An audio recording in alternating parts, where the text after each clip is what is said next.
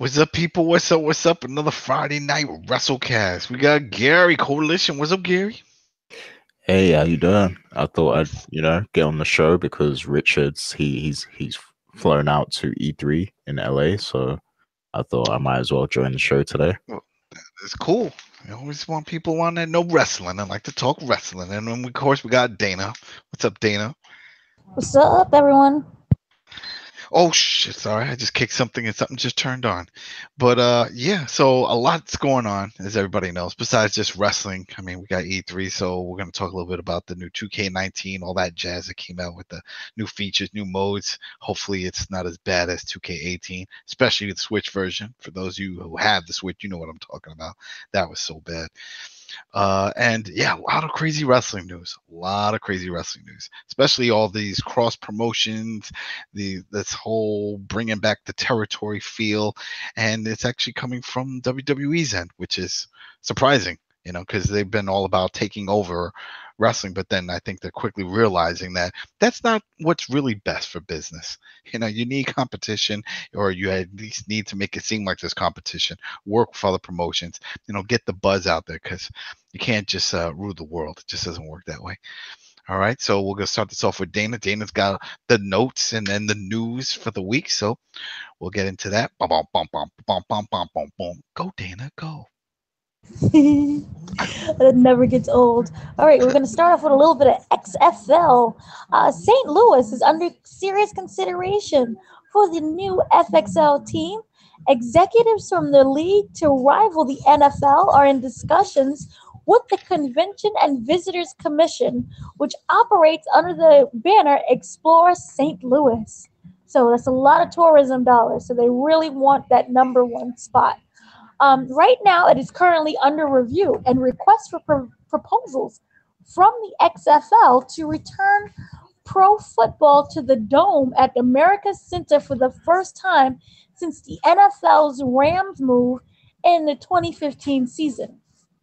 Okay, so they said that they learned a lot from the 2001 XFL go through, and that they're really going to focus on the fans. They want, there to be less troubles. Remember the generators? They got their generators already. And so they're really looking forward to this. The only thing is that, remember how there was that big controversy about Vince saying he didn't want any players with criminal records, especially those assaulting women, or there was going to be no players that was allowed to kneel during the anthem. Yeah. That seems to be the issue. While they have people in stadiums and states ready to fight for XFL, they don't have any players. So No, so but what far, this is if I not good. I remember him saying also about that is that he just wanted to focus on football. He's like, no, leave the politics and all the stuff behind, which I think is going to be impossible. Because we all know, President does not like the NFL. President used to try. He tried a long time ago to start his own football league. That didn't work Right. out.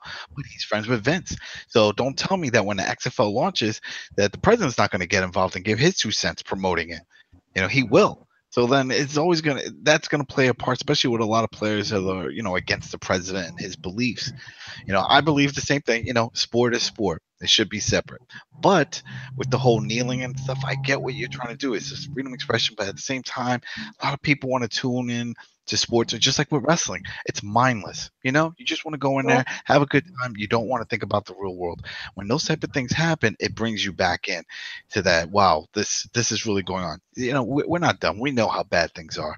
Especially in certain states, and I Mm-hmm. get it. So if he can get it to the point where he explains it to the people, it's like, no, we're not saying that we don't agree with what your beliefs are and what's going on, but let's just think about the people, the fans. Let's just go out there, let's put on a show. Don't even have the national anthem. That wasn't always a thing. I remember going to sporting events where it wasn't a Right. thing. We didn't even do it. I don't know. Somewhere along the line, they started making it like a mandatory. Yeah, you have to stand and put your hand on over your heart and all this stuff. But yeah, there's no place for that. And I have a feeling that the XFL will work out, sort of like what you just said with the St. Louis, because there are markets that lost a football team or would Mm-hmm. like to have a football team.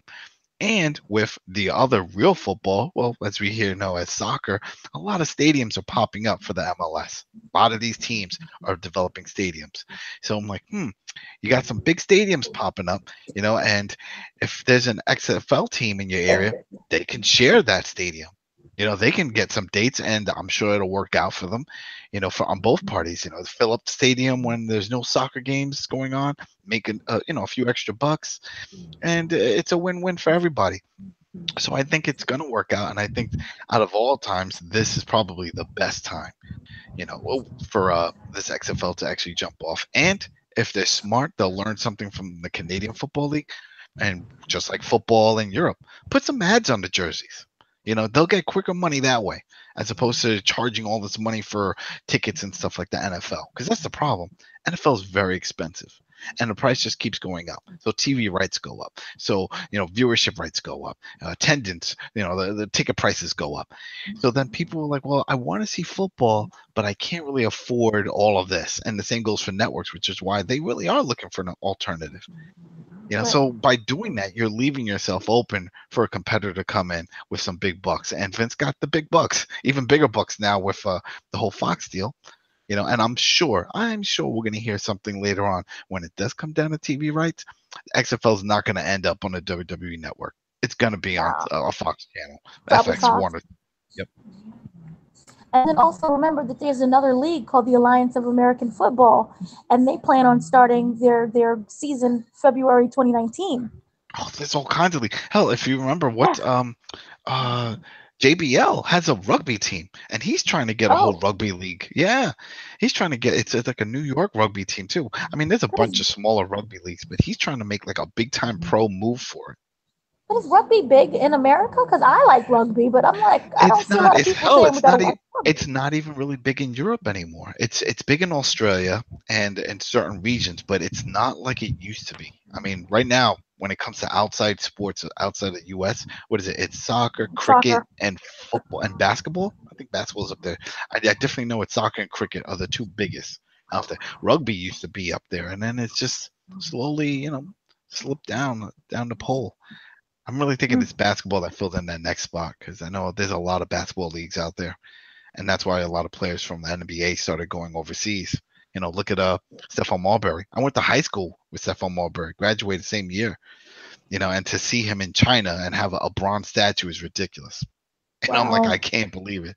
That's when you say, yeah, that guy made it. That guy made it.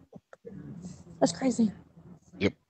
I don't know much about American football, but my question is like, is Vince gonna find it difficult to sign players for the XFL? Because I'm sure a lot of players wanna get with NFL, right? All right. Here's the thing. It's a small majority of people that make it into XFL. It's similar to like how many players actually make it to one of the top 20 teams in the Premier League. It's very difficult, because it's the number one league, I think, in the world when it comes to soccer. So the same goes with NFL. That's considered like the number one place in the world. If you play football, American football anywhere, you want to eventually get there. But there's so many players that don't get there. That we have arena football, we have college football, all these big college players, they just don't make it. There's only so many spots to fill. So there's plenty of great quality players that just don't get that opportunity. And I think that's where the XFL could be seen at first. I have a feeling it'll be a stepping stone. It'll probably be like that one up from Arena Football League.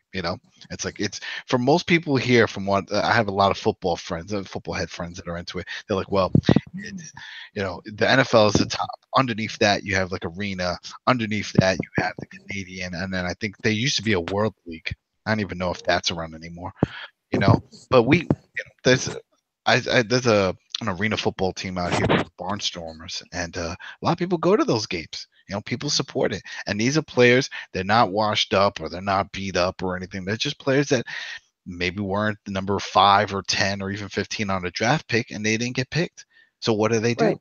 Where do they play? You're out of college. You're not in the NFL. So what do?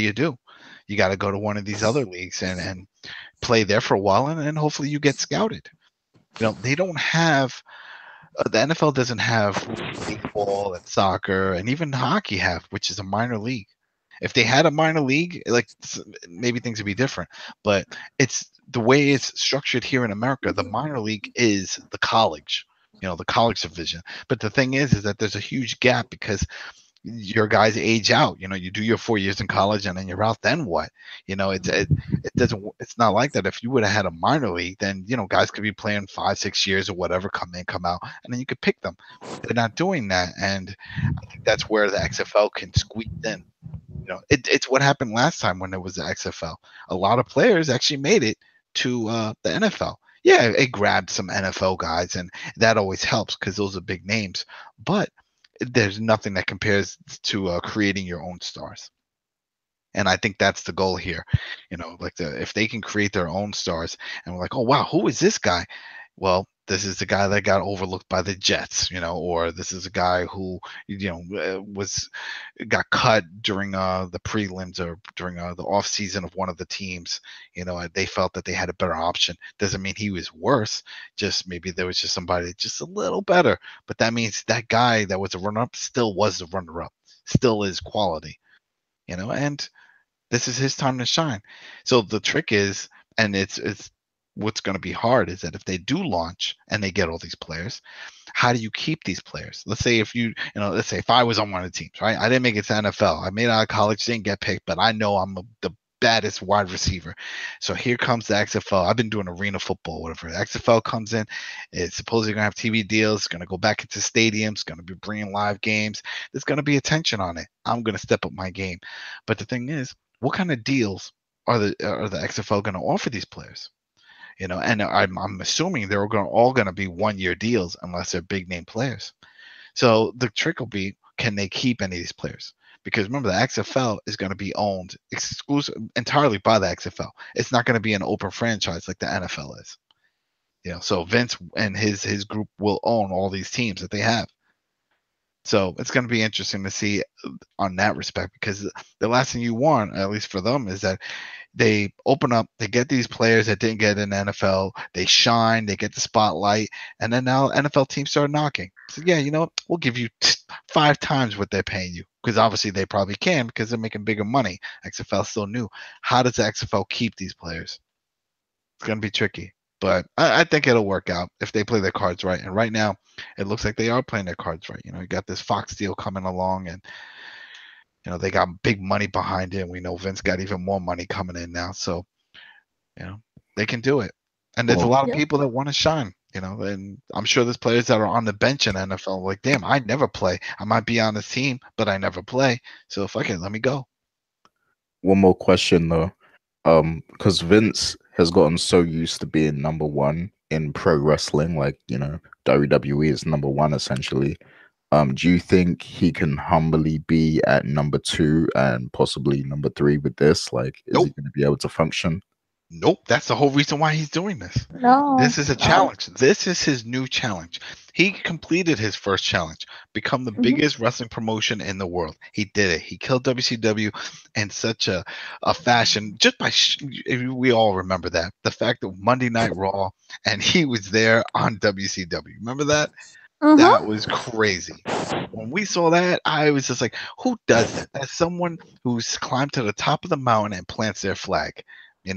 And his next goal is football. He's always, and which is funny because from what people say, people behind the scenes and even other Triple H, he's not big into football. He doesn't watch other sports or anything besides a WWE product. So it's interesting that he would want to do that. A lot of people always felt that he did this out of spite because remember, Monday Night Raw always competed with Monday Night Football. They always had that whole thing, and they share pretty much the same demographic, that 18 to 35 and older adults. So I think this has always been that challenge of like, you know what, I think I can do what you do better, and I'm gonna do it. So, the fact that it failed the first time, and during that press conference when he re-announced that we bring back the XFL, he sort of mentioned it, but he said we learn from our mistakes and we'll come back stronger. And you know what? I can't doubt him. I mean, WWE is still going, so I can't doubt him. And we know that in all of these cases, it takes money to make money. He's got plenty of it. So they learned from their mistakes before of what they did with it. And I think this could work, this next go around. But we'll see. And he also accomplished his goal of beating Ted Turner's net worth of $2.2 billion. Yeah, he smashed him. He smashed all of it. That's what I'm saying. It's like he needs a new challenge. This is no different than somebody like who's been playing the same game over and over again, and then they got the platinum, got all 1,000 Chivos. And it's like, damn, I need something else. I need another challenge, And I'm like, well, here's Dark Souls 8. Only 2 people have ever beaten this. Then I'm doing it. So. That's what I'm saying. It's like the NFL. No one thinks that anyone or any organization could ever top that when it comes to American football. So for him to jump in and was like, yeah, no, I'm not coming up with a second best. I want to be the best. And that's what he had talked about in that whole thing. He was like, yeah, I'm bringing this back to win. I want to be, I want to have this grow to be the number one football. He didn't say he wanted to, run side by side or be like the second best or even the farm league or minor league for the NFL. He wants to beat the NFL. And I'm telling you, I mean, as much as some people may hate it, I mean, the fact that the president is in the office and is a Hall of Famer, WWE, and he knows Vince and loves Vince, and Vince's wife, is also part of that cabinet. So I have a feeling that's going to help. He's going to go, I'm sure once that happens, he's like, hey, tonight when you go home, watch that XFL game. I'm telling you, any money bet he's going to start hyping XFL games on his campaign tours and stuff. Well, there is a greater challenge that Vince could have tried to take on, and that's getting us to like Roman Reigns. Oh, that'll never happen. Never happen. And speaking of that real quick before, because I don't want to drift too much. We still got the rest of the news. I went back and I watched the 2014 Royal Rumble. I wanted to watch this, but not just because that was CM Punk's last match, but also that was the birth of the Roman Reigns push. That's when it was Roman Reigns and Batista, and people were cheering Roman Reigns up to the heavens. He didn't win, and he got thrown up by Batista, and there was boos all over the place. And it's like, it's amazing how it went from that just within a year. Because right after that, that's when they started going solo and the whole thing. And then for him just to get all the boos and nonstop boos. So it was just so crazy to see something like that, because he was still doing the same thing. I watched him, and he was still doing the spear, the Superman punch. But maybe I think that's it. It was just too much of the spear, the Superman punch. And even in the lead up to that match, one of the commentators was talking about how the Shield, all 3 of the Shield are going to be in there. And so, what's it? You had the brains, you had the brains of Dean, you had the high flying of Ambrose, and you had the muscle, of Roman Reigns. And that says it there. It's the muscle. Most groups of any type, when you hear the term, yeah, this is the muscle, you don't think he's supposed to be the big guy, like the main guy. He's just the behind the scenes muscle. If we were to talk mobster movies, when you hear the term muscle, you don't think, oh, wow, he's the boss. You think he's just like the big oofy guy who's, I'm strong, and that's the way they portrayed him. And that's the way he was in that group. Because remember when the Shield was doing their matches, whenever they were getting their ass beat and stuff, and they finally tagged him, it was like, whoa, he would come out and just clean house. So I don't know. It's interesting to see. But he had the look, and Vince goes with what, with the look. So it is what it is. But I don't think he'll ever get over. Never. So. No, absolutely not. Maybe if he goes heel, puts on a cape. Dude, that's not happening. And I see him going the route of John Cena. Evil. Well, John Cena, I hate when people say that, because John Cena is great on the mic. John Cena can cut a promo. That's the thing. John Cena can get that. John Cena sucks and all that stuff, but when he gets that mic and he's talking, people stay shut. They listen. He'll do a 10, 15-minute promo, and people just listen. When Roman Reigns comes out, he even opens up his mouth and people boo his shit out of him. They don't even care what he has to say. So that's the one thing that Cena has over him, is that he can talk on the mic. And then even when they did that whole little back and forth, and Roman Reigns forgot his lines, and then Cena said, he's like, "You're not ready, man. You see, cat got your tongue." He said something like that. He's like, "You're not on my level yet. This is why people boo you, man." Wow. See, Yeah, this is why I say right. Remember when he beat the Undertaker? Is right when they should have turned him heel, and he didn't even have to do anything with him. yeah. He just doesn't speak. hmm That's all. And Clean house, don't speak. if he went here and they're like, oh well, it's merchandise because it always comes down to merchandise. It's always merch sales and all this stuff. It's like I think he would probably sell a lot more merch even if he did come here. I think a lot of people probably, depending on what kind of merch he has, but if he's like a real evil bad guy, I could see it working because then he doesn't have to talk. Absolutely not. Put on one of those little facial masks that he had when he was with the Shield, and Oh that's just it. yeah. That's it. That's what I'm saying. That and like they go with because they're going with the whole Roman, but the Roman Empire type of thing. That's what I'm saying. Get a cape, a cape. He comes down, change the freaking SWAT suit outfit. That is done with already. I still don't get why he dresses like a guy who just came out of a SWAT movie. I don't get it. I just don't get it. Just change that shit up. Yeah. It's But odd. whatever. That's it. All right. So what else? What's going on? All right. So what else we have is Rey Mysterio Jr. Those who don't know, I believe he's in New Japan Pro Wrestling. However, WWE is still in talks with him to be in WWE, and they want him to re-debut during SummerSlam. So he's basically saying that, never say never, and that their deal is still being worked out. He has not signed yet, but everything is looking very positive. So, do you guys even care if he comes back? Do you want him instead to stay in New Japan? It doesn't really. I mean, at this point, it doesn't matter because if he goes to WWE, I don't think they would give him a big push again. I think it's just for the nostalgia and for the land market. He sells Or also a lot of for merch. Hall of Fame. He's always he's going to be in Fame. the Hall of Fame regardless. He doesn't need to come back to go in the Hall of Fame.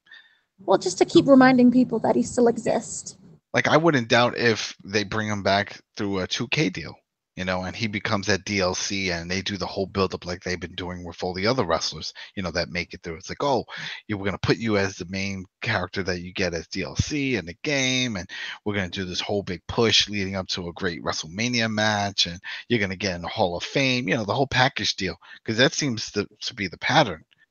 That's what happens now. We saw with War, we saw with Sting, we see with Goldberg, we saw with Kurt Angle, So if they keep up with that, he's the only one that comes to mind. I definitely don't think of Batista, and I definitely don't think Batista's ever going to make it in the Hall of Fame, and nobody wants to see him in a Mania match ever. It's funny also really nice. No, I just say that it's really nice that WWE started acknowledging his existence again. Oh yeah. Well, big movie and all, got to do it. Well, the fans, I think, really like. Because remember when he came out during that interview and he's like, I can't even get a phone call back. Yeah, no, and it made them look really bad. Yeah, you can't. They don't want that. They don't want that. Yeah, especially not in Hollywood and all that. But linking now with some game-related news. Did you hear that supposedly he's being considered if they do a Gears movie for Marcus Phoenix? He's also yeah. I heard about that, and I heard about it was like rumors that they wanted him to do a God of War movie. Well, I think he does have that look. He's a big dude and stuff, but there's plenty of other people that can fill that. But real quick, with the 2014 Rumble, back to that with Rey Mysterio. When Rey Mysterio came out, he got booed. He was like number 30, and I'm like, this is him coming back, and they booed the crap out of him because I guess Daniel Bryan. Yeah, they wanted Daniel Bryan, but still, would you really consider? I don't know. I would not have thought to boo Rey Mysterio just because I wanted Daniel Bryan. It's bad timing. It's like, this is Rey Mysterio. I don't know. But whatever. I mean, if there's anybody that I want to see come back, if we're talking about should Rey come back and the whole thing, I want Rob Van Dam. But Triple H don't like him, so whatever. No, that's not happening. Never say never because, Warrior and everything else. But I sent you that video with the match that he had with AJ Styles. That's a Fernando. There was a recent one with Pentagon Jr. Yeah, and for people listening, we're thinking after E3 and stuff, we're gonna do this little special thing where we're gonna find an obscure match, not one like everyone's talking about on the network, all that stuff. Because that's all out there, but stuff that full matches, maybe from the indies or something, or something that you guys have not seen, but you could definitely watch the full video on YouTube and stuff. And we're gonna break those down and just introduce to people because there's a lot of great matches that a lot of people just haven't seen. Like just that Rob Van Dam versus Pentagon Jr. or Rob Van Dam versus AJ Styles. There's some great And ones they released a one with Batista and Kane. Yeah, Batista and Kane. Yeah. Yep. But when he was Leviathan. Oh gosh. Yeah. He was as Leviathan, and when he was under and that those name. braids. Was it the braids? Did he have the braids in that one? I don't remember. I gotta look. God, awful. But yeah, when he was in OVW. Yeah. Yeah.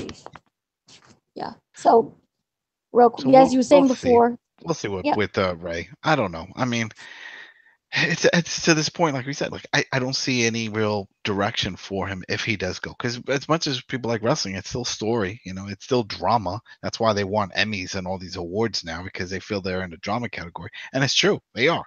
It's been there. But think about it. It's all story based. All the stuff we were talking about, story based, all story stuff. It's great to have the quality, the talent, but to keep people coming day in and day out, some kind of story behind it. What story can you give him? What would you think they would need to bring? Because they would have to bring him in strong, not a Bobby Lashley strong, because that seems to be flopping, minute by minute. Jeez Louise. So it's getting to the point where I'm starting to maybe feel a little bit sad for him. Well, not yet. Let's wait till after he has his first big pay-per-view main event match. If that flops, then I feel bad.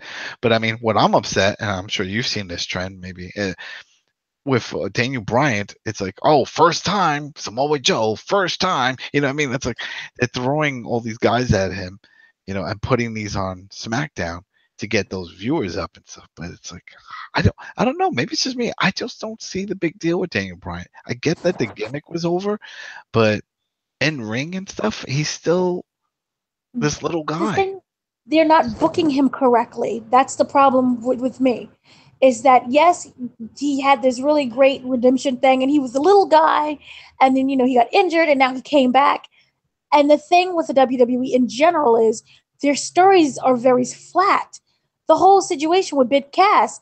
Does anyone really care about Big Cass? No. You have to have him against someone that someone cares about in order to create that compelling story. No one cares about him. So therefore, Daniel Bryan is just floundering. There's nothing for him to do. And then he had the match with Joe, but at least Joe got the win. Yeah. I was like, okay, but where does this all stand? Like, what's the point? What's going on? I would have preferred Joe and Daniel than Daniel and Big Cass. Mm-hmm. That feud to me is way more interesting because Joe he can wrestle and he can handle storylines and he can talk. Big Cass is just, I'm a really big guy and I'm gonna get you with a big boot. Like there's nothing. That's it. I mean, I don't know if that's his fault or it's just creative. Maybe that's his fault because he's been that way since forever. Yeah. Even in NXT. Yeah. Well, but he's hid behind Enzo. Yeah. That was it. And Joe was the mic. Yeah, the mic. That was it. He was the mouthpiece of that group, and well, there goes that. So, not much. You lost that piece, but he lost that piece before this whole thing happened because they broke them up. So, I don't know. That's at first a lot of people are like, well, I guess Big Cass is going to shine from this, but then he wound up getting hurt, and Enzo just kept talking and became a rap star. We'll see. I want to see where he ends up when it comes to wrestling, though. I want to see, because just to see how they use him. That's the only thing, because I know that no one's going to use him like the way WWE did. Yeah. So I'm curious to see. I think he would fit perfect as a manager. Perfect as a manager with some interference here and there. He could talk. He could hype up and do all that smash talking, but he can't wrestle. He can't wrestle, but I can't even picture him talking. He's just annoying, a really big guy. Wait, who are you talking about? In Big Cass? No, I'm talking about Enzo. Oh, Because you oh said he was gosh. a No, he's rapper, busy and rapping. yeah, no, but that's what I'm Jeez. saying. Because he said he's not done wrestling, so that's why I'm wondering when he does go back into the business, who picks him up first, and what do they do with him? Because I don't think TNA. he's gonna. Well, if TNA gets him, I don't think they're gonna give him the type of push at WWE that going straight to the top, beating people left and right, getting the title and holding it. I don't see that happening. Why not? They did that with Austin. He won the title the day he came there. Austin And then Aries can wrestle though. He's awesome. The guy does is it very matter? They talented. gave titles to Hogan. Hulk Hogan is a big name. I don't see it. I don't see it with Enzo. If they did that, I don't see it. Then yeah, I don't know. I just don't see it. I think they would just burn a lot of bridges with the guys that work their ass off that are still there making shit money. Because that's the thing. If Enzo shows up, there's a good chance he's gonna get some big money. If he hasn't already Enzo seen. shows up, he's getting a title Because the automatically. thing is, we don't even know. Is he under a no compete clause? Well, yeah, that was like for a year. So he is under one of those. Because I He's wasn't under sure. one once they fired him. And they fired him. Was it this year they fired him? Yeah, Oh, okay. I feel like it was. I'm It was losing early track this of because it was just a days. few months ago. Oh, I don't well, know. wouldn't that be void though? That's what I was wondering. I don't know. That should be void since it was like he was cleared of everything, and they just don't want to hire him. No, they don't want him back. He talked That's about it in kind his rap song, so they turned his of back on him. that's so sad. Just in Okay. general, All right. So what I don't- else? What else we got? he needs to do something because those raps are like. Did you hear the new one? Painful. No. Oh gosh, he keeps rapping. I saw his video with 50 Cent. Oh, he's got a video with 50 Cent too? Oh man. Yeah, it was just like an Instagram clip or something, and they was like talking smack to Michael B. Jordan or something. I think it has something to do with the Rocky movie. Oh, the new one, they don't like it. Oh boy. It's just so Oh yeah. He didn't like Michael B. Jordan in general. Like it was just really. Remember, it was the Get the Strap one. It's supposed to be like this video that they're doing together, this song, and it's called Get the Strap, and that goes back to, remember, 50 Cent released. I hate that I know this. He released pictures or something of a sex tape with one of the Love and Hip Hop stars, and he's being sued by the Love and Hip Hop star because it's basically, she's saying that by him releasing it out all to his fans, his millions and millions of followers, it further did damage to her career. So he's like laughing about it, and so he's collaborating with Enzo for a song called Get the Strap. And Get the Strap just means, when you do something wrong, how like your parents used to beat you, so get the strap, that type of thing. I hate that I know that. This is silly. All this is silly. But yeah, I mean, but at the end of the day, he's at least, he's attaching his name to something, and now he's going by Real One. That's his new name. Enzo's name is Real One. Real One. So haters gonna hate. But this is it. This is how he started. It's no different than wrestling. Start a feud, jump into a feud, with somebody else, and see where it goes. What the other feud that we see in the rap world, we got Drake, Pusha T, and that whole thing going on. Mm-hmm. That's it. Get your name out there. So yeah, now he wants to do it in rap, whatever. But yeah, that'll only go so far. I think eventually when he does get back into wrestling, we'll see what happens. So in the video with Michael B. Jordan, him talking about Michael B. Jordan, he's basically saying how he's gonna drop him like a deuce, and that he doesn't want that smoke, whatever that means. So yeah, it's like at the Enzo's life. You're in the hip hop game, Gary, so you know better than me about all this. It's just him big talking, right? He's not serious. Yeah, I think that video, I don't think it was anything serious. I think they're pretty much just trolling and stuff. So I don't think it's like any major deal. Oh, it's so weird. It's just odd. It's just, whatever. Anywho, yeah. Anyway, remember Brian Christopher? Yeah. Anyone? Too cool? Yeah. Too Wasn't he cool? Grandmaster That's Sensei? Grandmaster Sexy? Got, Jerry Lawler's son? teeth, got some teeth knocked out in a fight a while back too. Yes. Yeah. Basically, he's in trouble again with the law. And this is all because he couldn't pay for a hotel room. Okay, so he was down in Memphis, right? And he couldn't cover the cost of his $800 hotel bill. He told the manager that he was going to use the company credit card, but the card was declined. What So there's company? no money on. Nobody knows because nobody what knows. is he doing these He's days? unemployed because remember TNA kind of got rid of him. A long time And ago. remember he's involved with the Chase Stevens beatdown. And so what happened was he had no money, and so they had to arrest him because he couldn't pay, and his card kept getting declined. And so what happened was it was him and another individual. They was charged of theft of services of $1,000 or less. And so they threw him in jail, where he currently is at this very moment. He is still in jail. Where is And his also dad? I think he disowned him. I mean, that's. He don't know him no more. He disowned him. Is it really his dad? Yeah, it's his that's biological legit. birth. They even look alike. Yeah, you can't hide that. You can't hide that. He that baby daddy. Yeah. Oh man, that's tough. Like I mean, I don't know. That whole situation. It's sad. It's sad. I feel like everything's just falling apart for that guy. You know, and Yeah, when he was sad. on top of the world, and then it just slowly started slipping away. Yeah. It's really sad. So You know. he's suffering, and Chase Stevens is still suffering because remember he had to go under surgery. Yeah.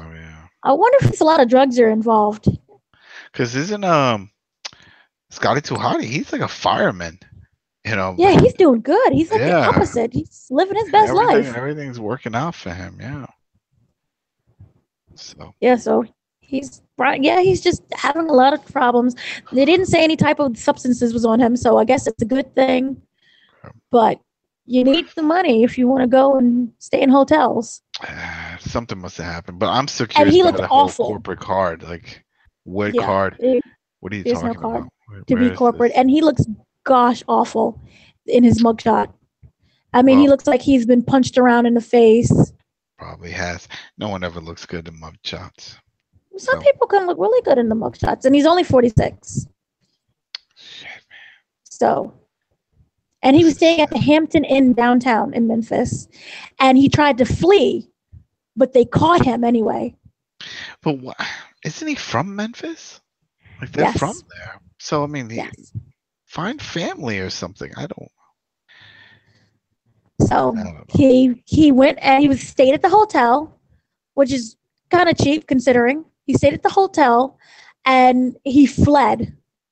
And the cops found him because he lives in Memphis, and it's pretty easy to find someone when you attach a credit card. And he told them that he didn't have any funds on the credit card, and the hotel bill was $802 with the tax. So he's been a lot of legal problems. He's been arrested like 4 times already for disorderly conduct, and he was one time for threatening a police officer. So he's just a mess. That's tough. It's sad. really unfortunate. It's really sad. That's something. I mean, as much as people might say, like you said, he got disowned and stuff, but as a parent, you know, myself, like if one of my kids went through something like that, yeah, it's like shit. You're your own man, but man, it's hard to. How many stand by times and do you have watch to keep bailing out someone? They're that. I know, 46 years that's what I'm old. saying. That's what I'm saying. It's like it's just hard to stand by and watch and see that. It's like, man, I'm sure he's tried to help him. I'm sure about that. I mean, the fact that he was even in WWE, it's a sign that he tried to help him. He got him in there, and he was there for a while. So I don't know. Yeah. Yeah, it's yep. So in other news, Chris Jericho is going to be on Impact. They remember that having that whole cruise that's going down. So he released a statement saying that he is going to work behind the scenes and possibly on screen, and he will be a part of the cruise. The Impact Wrestling will be part of the Chris Jericho cruise, and that everything starts on October 27th, and they'll leave Miami and go to the Bahamas. And he's saying you can book your cabin and you can see all the Impact Wrestling superstars and see all the matches. And also, wait, they can have Impact, matches on the boat too? They're going to have matches on the boat. So it's one heck of a boat. Yeah, I mean, these things, I've been on a cruise a long time ago, but I mean, these are basically, it's a floating hotel. Yeah. So I'm just surprised I haven't heard that, but yeah, I'm sure it's possible. So Impact has started a campaign on social media, basically asking the fans of which wrestlers that they want them to be in a match and to get on the boat. And yeah, so it's been already. They said that former X Division champion Tajiri Ashiori. I just butchered that. It's in Japanese. Anyway, so he's gonna be there, and even though that he returned to New Japan, he's going to be returning back to Impact for this boat. So they're getting also a lot of other New Japan Pro Wrestler stars in there as well. So it's going to be really interesting. Yay! No? It's not fun. No, I've seen these cruises before. I forgot who it was, but someone did this cruise before. Damn, who was it? This is the first time there's been a wrestling cruise. Mm-hmm. You know, I'm still with the gaming cruise. You know, I'm just the gaming cruise, right? Who knows? Well, that wouldn't be much fun because then it was like what, just consoles in every room and nobody would socialize unless they have like tournaments in the main hall. You know, nobody's gonna go out. So I'm like, all right, every room has its consoles. Your preference. Enjoy. See you at mealtime. Don't forget the shower.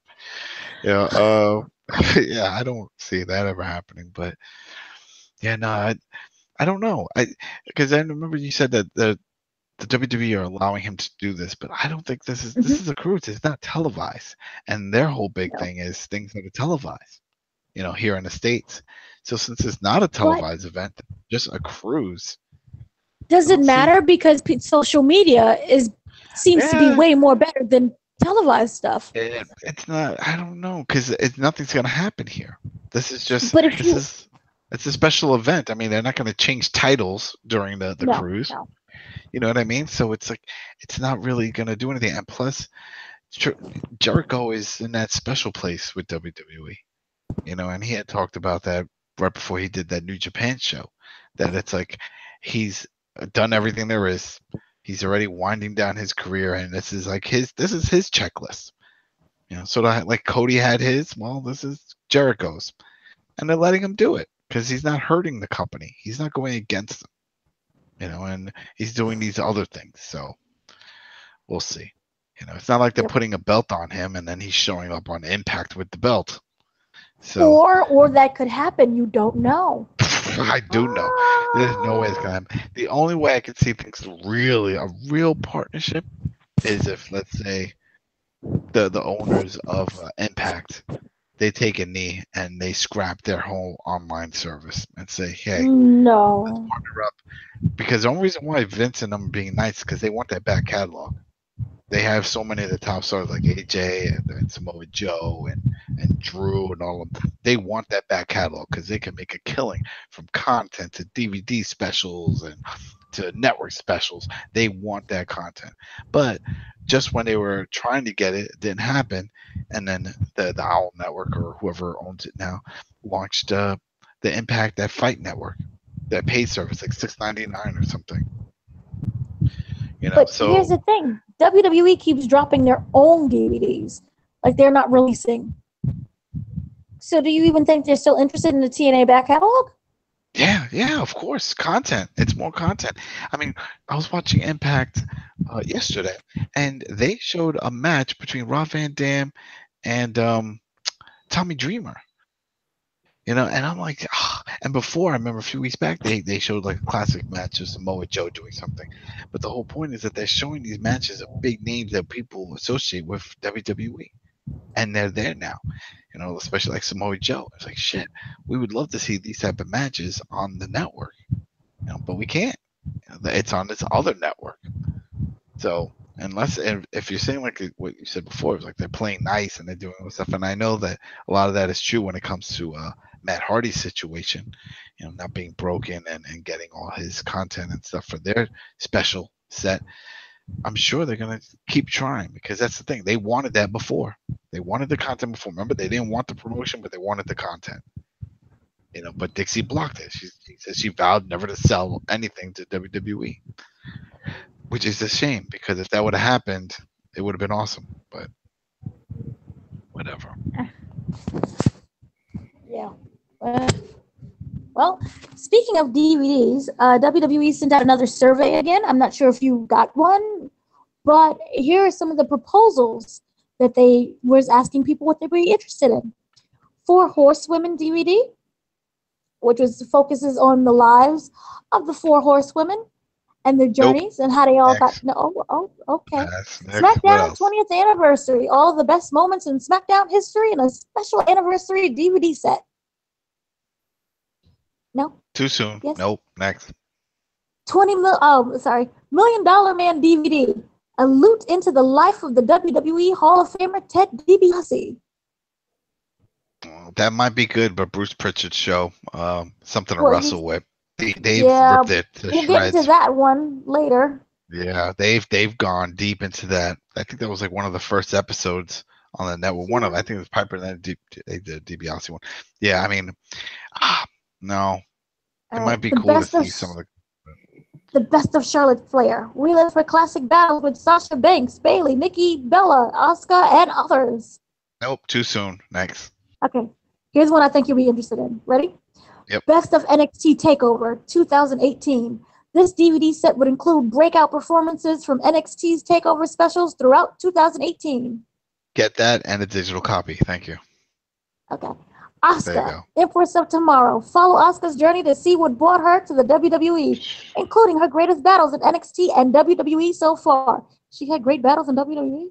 That would be like an 8 DVD box set just with all her matches alone. Isn't she like 121 or some ridiculous number like that? Some ridiculous. It's some no. I mean, nope. Really? I mean, she's had great matches, but I can't watch all of that. I know. If they really want to go in, I want to see some of the stuff in Japan because that's the thing. Not a lot of people got to see those matches. I know I haven't seen all the matches that really spun her into the spotlight to the point that WWE needed to get her. Because I remember there was a big hype over her, but I was like, I saw 1 or 2 matches. I know she did the same style, just that she used to wrestle barefoot. And I was like, okay, yeah, I guess this could work. But that's it. And I know a little more about her. She's also a gamer, and she has like a gaming room in her house. She's like a hardcore collector. She's one of those. So I'd like to see that if they go, behind the scenes, like an MTV Cribs type of thing. So maybe that's a maybe. Yay! Okay. John Cena, the face that runs the place, as the new era flourishes. Cena faces his toughest challenges to date. Wait. They just mixed up the catchphrase with AJ Styles with Cena. Why would they do that? They did. Why would they do that? Because they're saying that he's the one that actually runs everything. Oh, please. And not AJ Styles. No? Okay. So, last one. Nope, second to last. The best of Raw and SmackDown 2018. Best matches and moments from Raw and SmackDown. We had none. No, too soon. Okay. It's a new day. Yes, it is. Oh, There's never a dull moment. Nope. Don't want to see that either. That comic relief thing has gone too long. That skit. Jeez Louise. Oh, okay. Thank you. So far, the only one on there worth seeing is that NXT because there have been some amazing matches.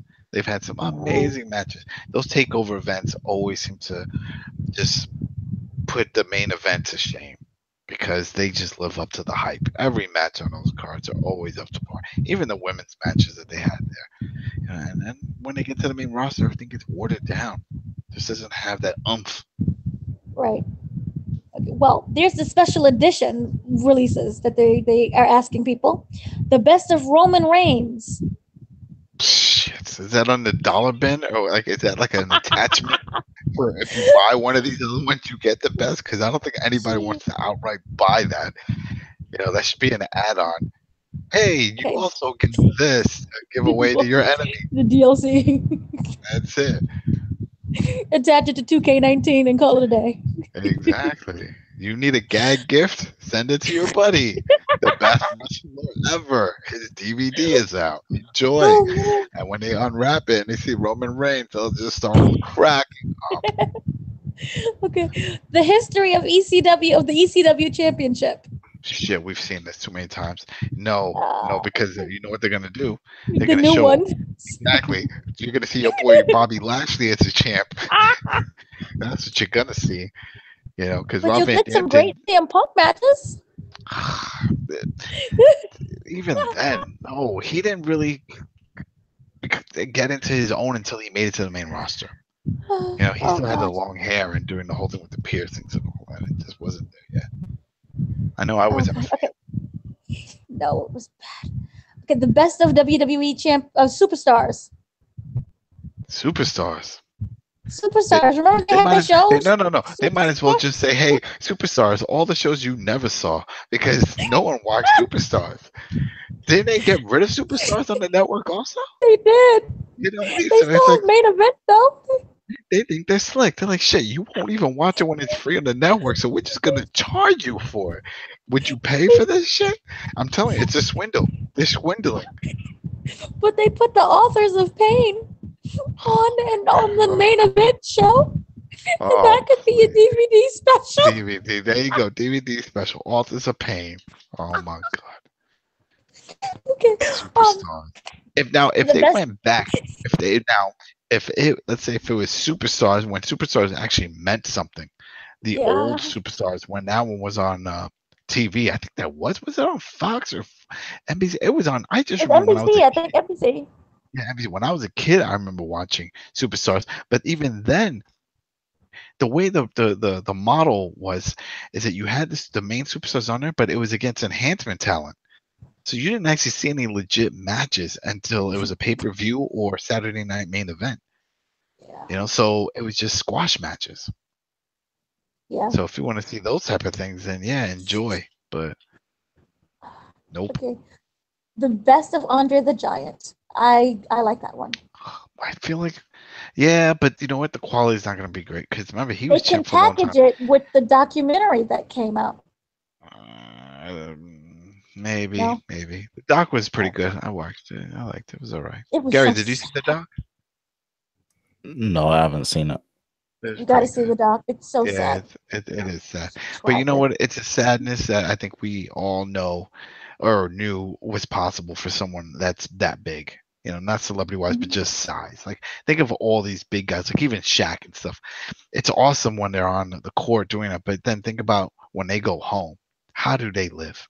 You know what I mean? It's like, how do you get into cars? How do you get into elevators? How do you get into a shower? How do you sit on a toilet? Everything probably has to be planned in advance. There's no such thing as going to my buddy's house to hang out for a while. Can I sit on his couch? Can I go in his bathroom? Can I fit in his stairway? It's like it's a lot of issues. So it just on the points. network? Yeah, no, that's on HBO. HBO. Okay. HBO. Yeah, because it's really sad because back in the day, they didn't have business class or first class for that matter, not like the way they have now. So he was sitting in just a regular chair like everybody else. I had to take up 2 or 3 seats. Think how uncomfortable he was, all bunched up like that. Mm-hmm. Yeah, that must suck. Yeah, and traveling overseas and stuff, doing those long 14-hour flights, knowing that he couldn't even go to the bathroom because he wouldn't be able to fit. Mm-hmm. So he had to just, have a cup and everything and just go right there on his seat. Wow. It's tough. That's a tough life. His fingers, his hands so big, certain things he can't do. Like I remember when I found out Big Show was a big gamer and big into Destiny, I'm like, what controller are you using? Because your one finger like covers all the face buttons. He must Like run through a lot of controllers. Probably. Like I seen him. I forgot what segment they showed him with his cell phone or something, and he had a note, which makes sense because he needs something big. But he was using the stylus, and that made perfect sense because your fingers are so damn big, you can't just text on the screen. But then that made me wonder, how the hell is he playing with a game controller? He needs like the Duke. He needs to play with the Xbox Duke. He needs something big. Microsoft just came out with that special needs controller. They need one for special needs with big people, with big hands, a lot of space, Uh-huh. But yeah, he's a big Destiny fan, so. So the best of Trish Stratus might be good. That might be interesting. She had some, but she really came into her own toward the winding down of her career. She really got into it when she started doing the Matrix move and all that. Remember?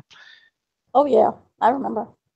So when she really became like the badass Trish Stratus, like, all right, I'm gonna run with this. I'm not just a pretty girl.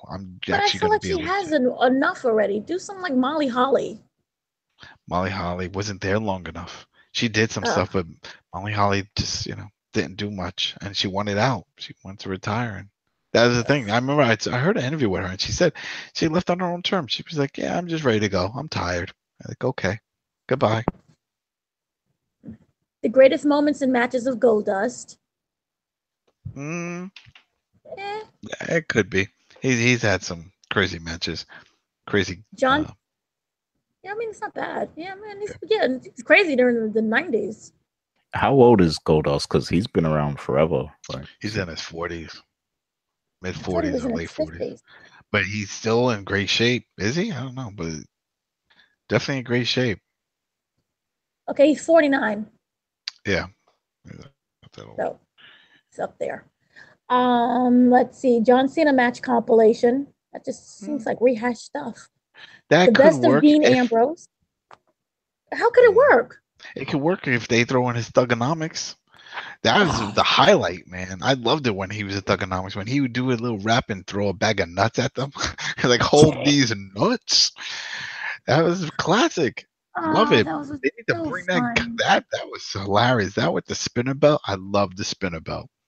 That whole gimmick worked for me. I'm like, I couldn't wait for him to come out, because I'm like, this is gonna be funny, and then he got too serious and thought he was a G.I. Joe man, and it made me uncomfortable. I still say that summer song that he did was his best one, and it's a classic. I had his album. I think I still have his album in digital form. It's not bad. No, it's not too bad. Did you ever hear that track where he's like at a girl's house and the guy showed up with a gun and wanted to kill him? He thought he was gonna die there. He pulled the gun on him. Sheesh. I didn't hear that one, but see, that's the Cena we need. Yeah. We need gun-toting. But then it's like, who is the real Cena? Because remember, the whole story was that he was known for doing all those raps on the bus and stuff. And Stephanie was like, you know what? Let's use that. Put that out. Let's do that in the ring. It's like, okay, let's do it. But then when you watch these Total Divas, which I don't, but everyone keeps saying he's real meticulous and he's real proper and all this, and anal and all that stuff. I'm like, that doesn't really link up with the persona that we knew, what we thought we knew was real. I mean, this is the guy who made that hip hop album, and then you have this super serious guy that he portrays on TV where it's all about the kids. He's almost like a modern day Hulk Hogan, Mr. Goody Goody. But I don't know. Or is he the egomaniac? You hear that too. It's like, it's all about him. I don't believe that either. I don't know. He's very confusing. It's not so much like the way with Hulk Hogan, because everyone hates Hulk Hogan. Everyone hates him. Like, even people say, yeah, I sort of liked him. We were friends back then, but I don't like him. He'll step on you. He'll stab you in the back. It seems like he kind of had to sacrifice his real personality to become a company man. Company man. Yeah, and that's it. But I think that was his choice. I mean, that's the thing with wrestling, and it's very different from other jobs. It's like a circus, but you're traveling all the time, and unless you commit 110%. It's never really going to work out. If you ever hear the guys who made it, those are guys that just made wrestling their lives. That was their life. And that's one of the reasons why Cena had talked about not wanting to have kids, because he was like, I'm on the road all the time.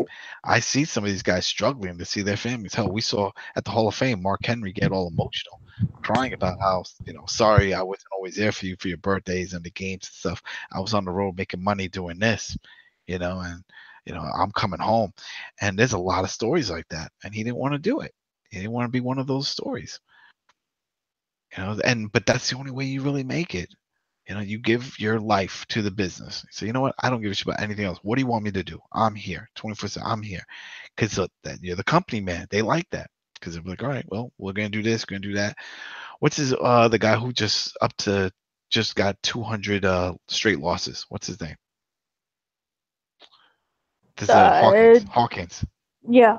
Right? He just hit 200 straight losses, and they're like, how do you feel about it? He doesn't give a shit. He's still getting paid. He's still relevant in that respect. He still gets some TV time, whether he's laying down or not. And he's not bitching about it. He's a company man. I'm sure, God forbid, the day he says, you know what, I don't want this. I want to push. I want to be somebody. I want to do, you know what, you're talking too much. You got to go.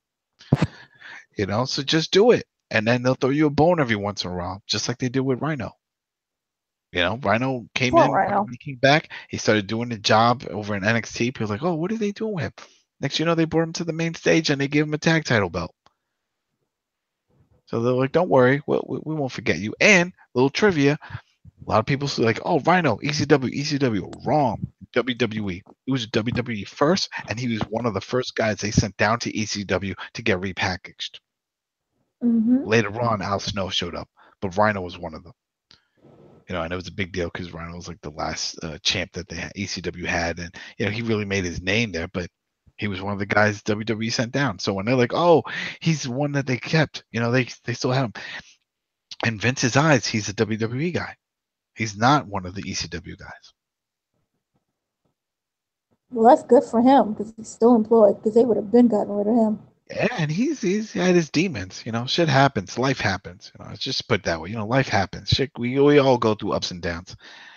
And I'm just glad, and that's why I don't feel pity or anything. I'm sure we're going to get into it with the whole CM Punk and the woe is me, because we've seen time and time again that Vince lives up to his model of what's best for business, and he gives a lot of these guys second chances, and he brings them back.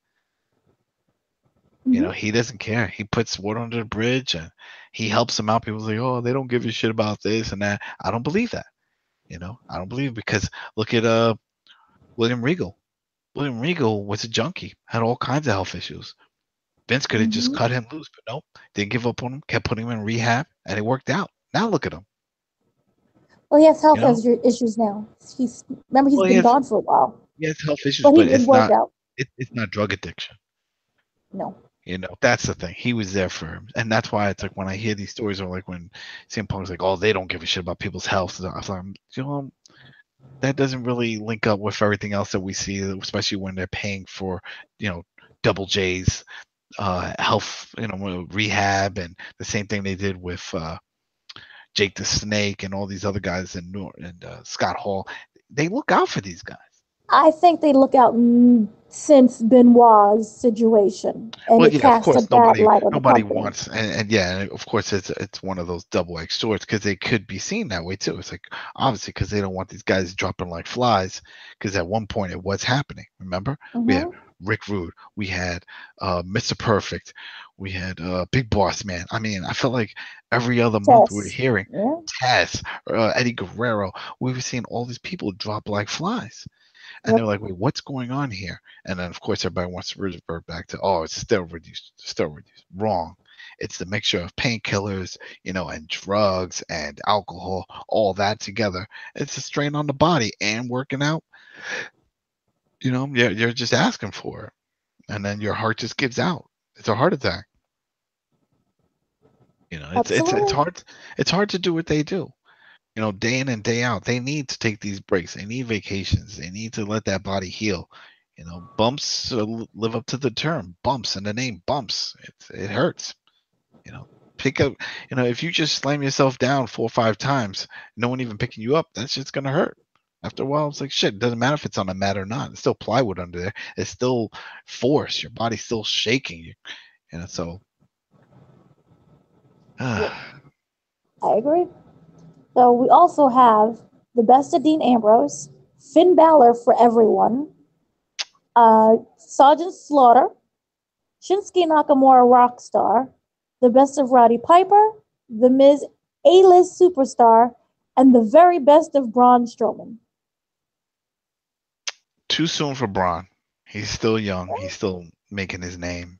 He's had some crazy matches, but I don't think it's justified for a DVD set just yet. But eventually, I think that'll be fun to have in a collection with the highlight of him tagging with an 11-year-old boy. That's awesome. Joe Nicholas. Yeah, Nicholas. So think about it, Nicholas is in the Hall of Fame already. You know, if they ever go down that road, and I really hope that he sticks with it, and within like 7-8 years, he comes back and he tags up with Braun if Braun is still relevant. But at that point, because he said it, he's like, "Well, we have a little issue because my partner has to go back to school, but man, when he's done and he's ready, we're gonna continue where we left off and go back for those titles." How cool of a storyline would that be? He comes back and they get that title shot and they win. We'll be waiting for that just as long as we've been waiting for Kill Bill Volume 3. So we'll see. Oh no, this is more plausible than that. Because his dad still works in the biz. Now, if his dad gets fired for stealing merch or doing something silly like the other refs, then it's not happening. But I mean, they know a good storyline when they see one, and supposedly the kid is a huge wrestling fan. So if he sticks with it, his dad's already in the biz. Hey, we've seen it happen. We've all seen those pictures of Randy Orton getting picked up by Andre the Giant, and look at him now. Same thing with Ted DiBiase Jr. hanging out in the back. Poof, he's there.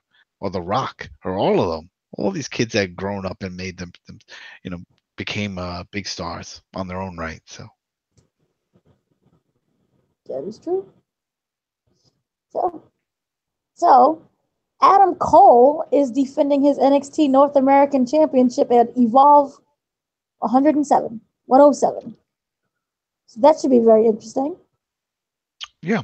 I mean, a lot of people don't seem to know that. And I guess you didn't even know that, but they have that working relationship because of the owners, the guys behind the scenes. Because remember, Paul Heyman was there for a long time doing stuff with them. That's how they got Apollo Crews and a few other guys that came from Evolve. So they were doing that type of thing with them. They see them as, another up and coming. They don't see them as a threat. And that's the thing. If Vince doesn't see you as a threat and he knows the people behind the scenes, he'll work with you. That was the whole thing with ECW. He didn't see them as a threat, and he saw what Paul Heyman was doing with talent and stuff. It's like, hey, you seem to be making fucking awesome meals out of these shitbirds that you got. So, hey, can you do something with some people I have? And remember Al Snow? Poof, head. Remember the whole head thing? Head. It caught on. Crazy ass gimmick, but hey. I'm ashamed. I just now got that like recently as I turned an adult. I never understood that as a kid.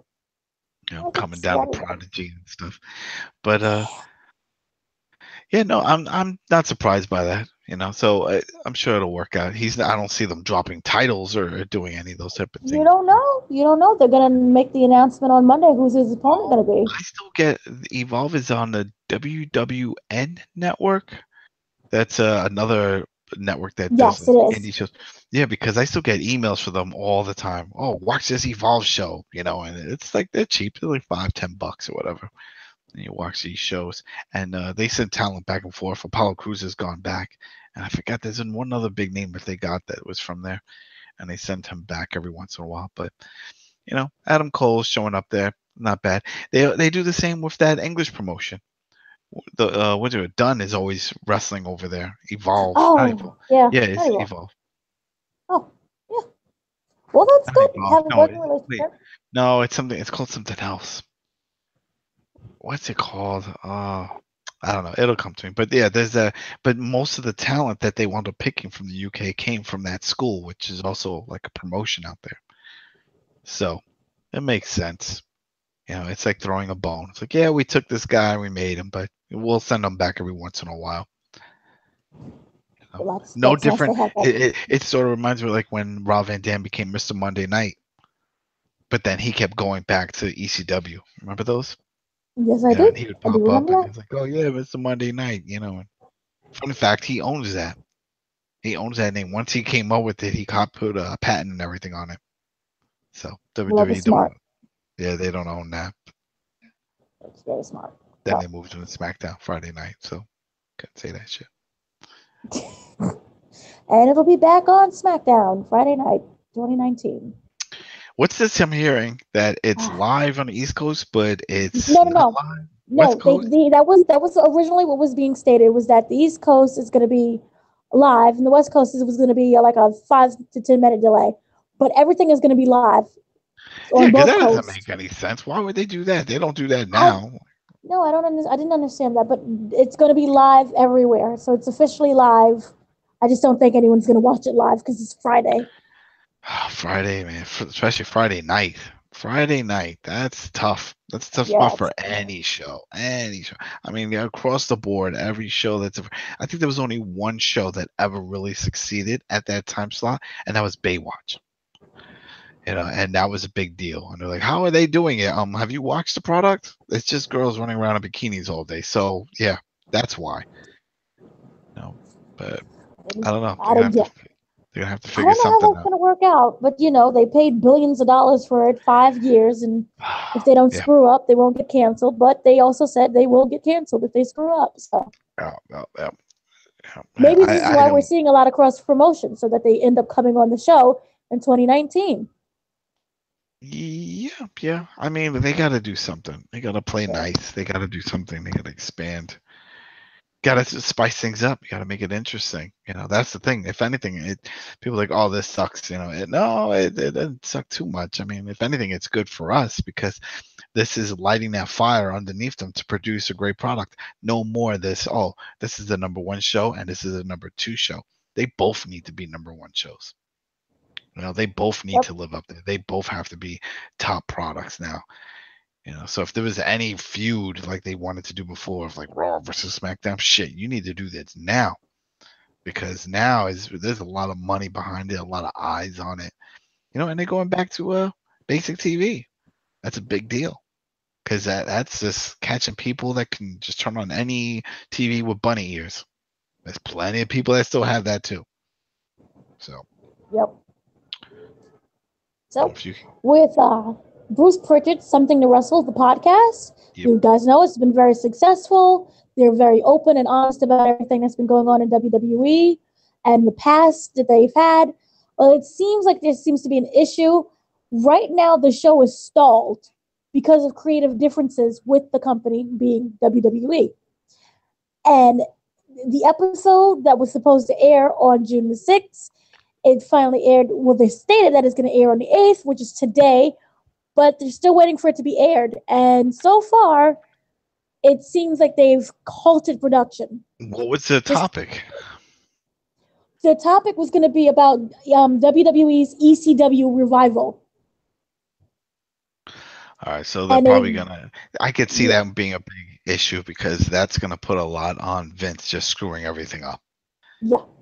And I could see that because that's the thing. Bruce Pritchard, when that podcast came out, and a lot of these podcasts started popping up of these former wrestlers, industry guys coming up, and a lot of them were just doing it as like interview show, sort of like when JR does his. He just interviews people he knows and stuff. That's great.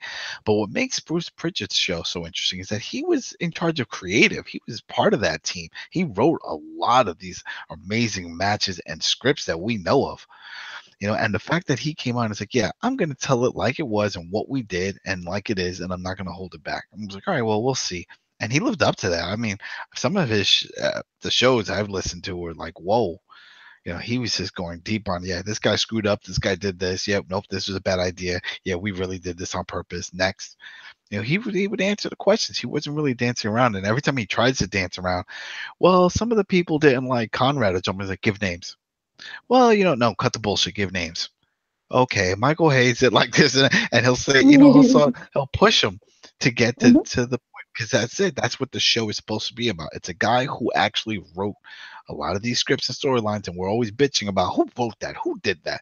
Well, here you go, And so he'll come out and he'll just say it like it is, and it's awesome. It's genuine. It's great. And when I found out it was going on the network, I thought that it was going to be just audio, that they were going to take their catalog, their back catalog, and throw it up on the network as an audio thing, you know?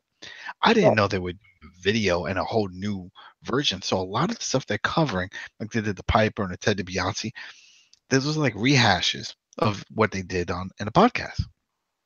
And I'm okay with it, you know, because it's different. It's video and the whole thing, and they could try to add things. But I was really curious on a lot of the content and the things that they were going to say because he's very good with impressions. Bruce Pritchard, he does impressions of everyone, which is funny. He sounds spot on with Vince and Paul Bearer and a few other guys.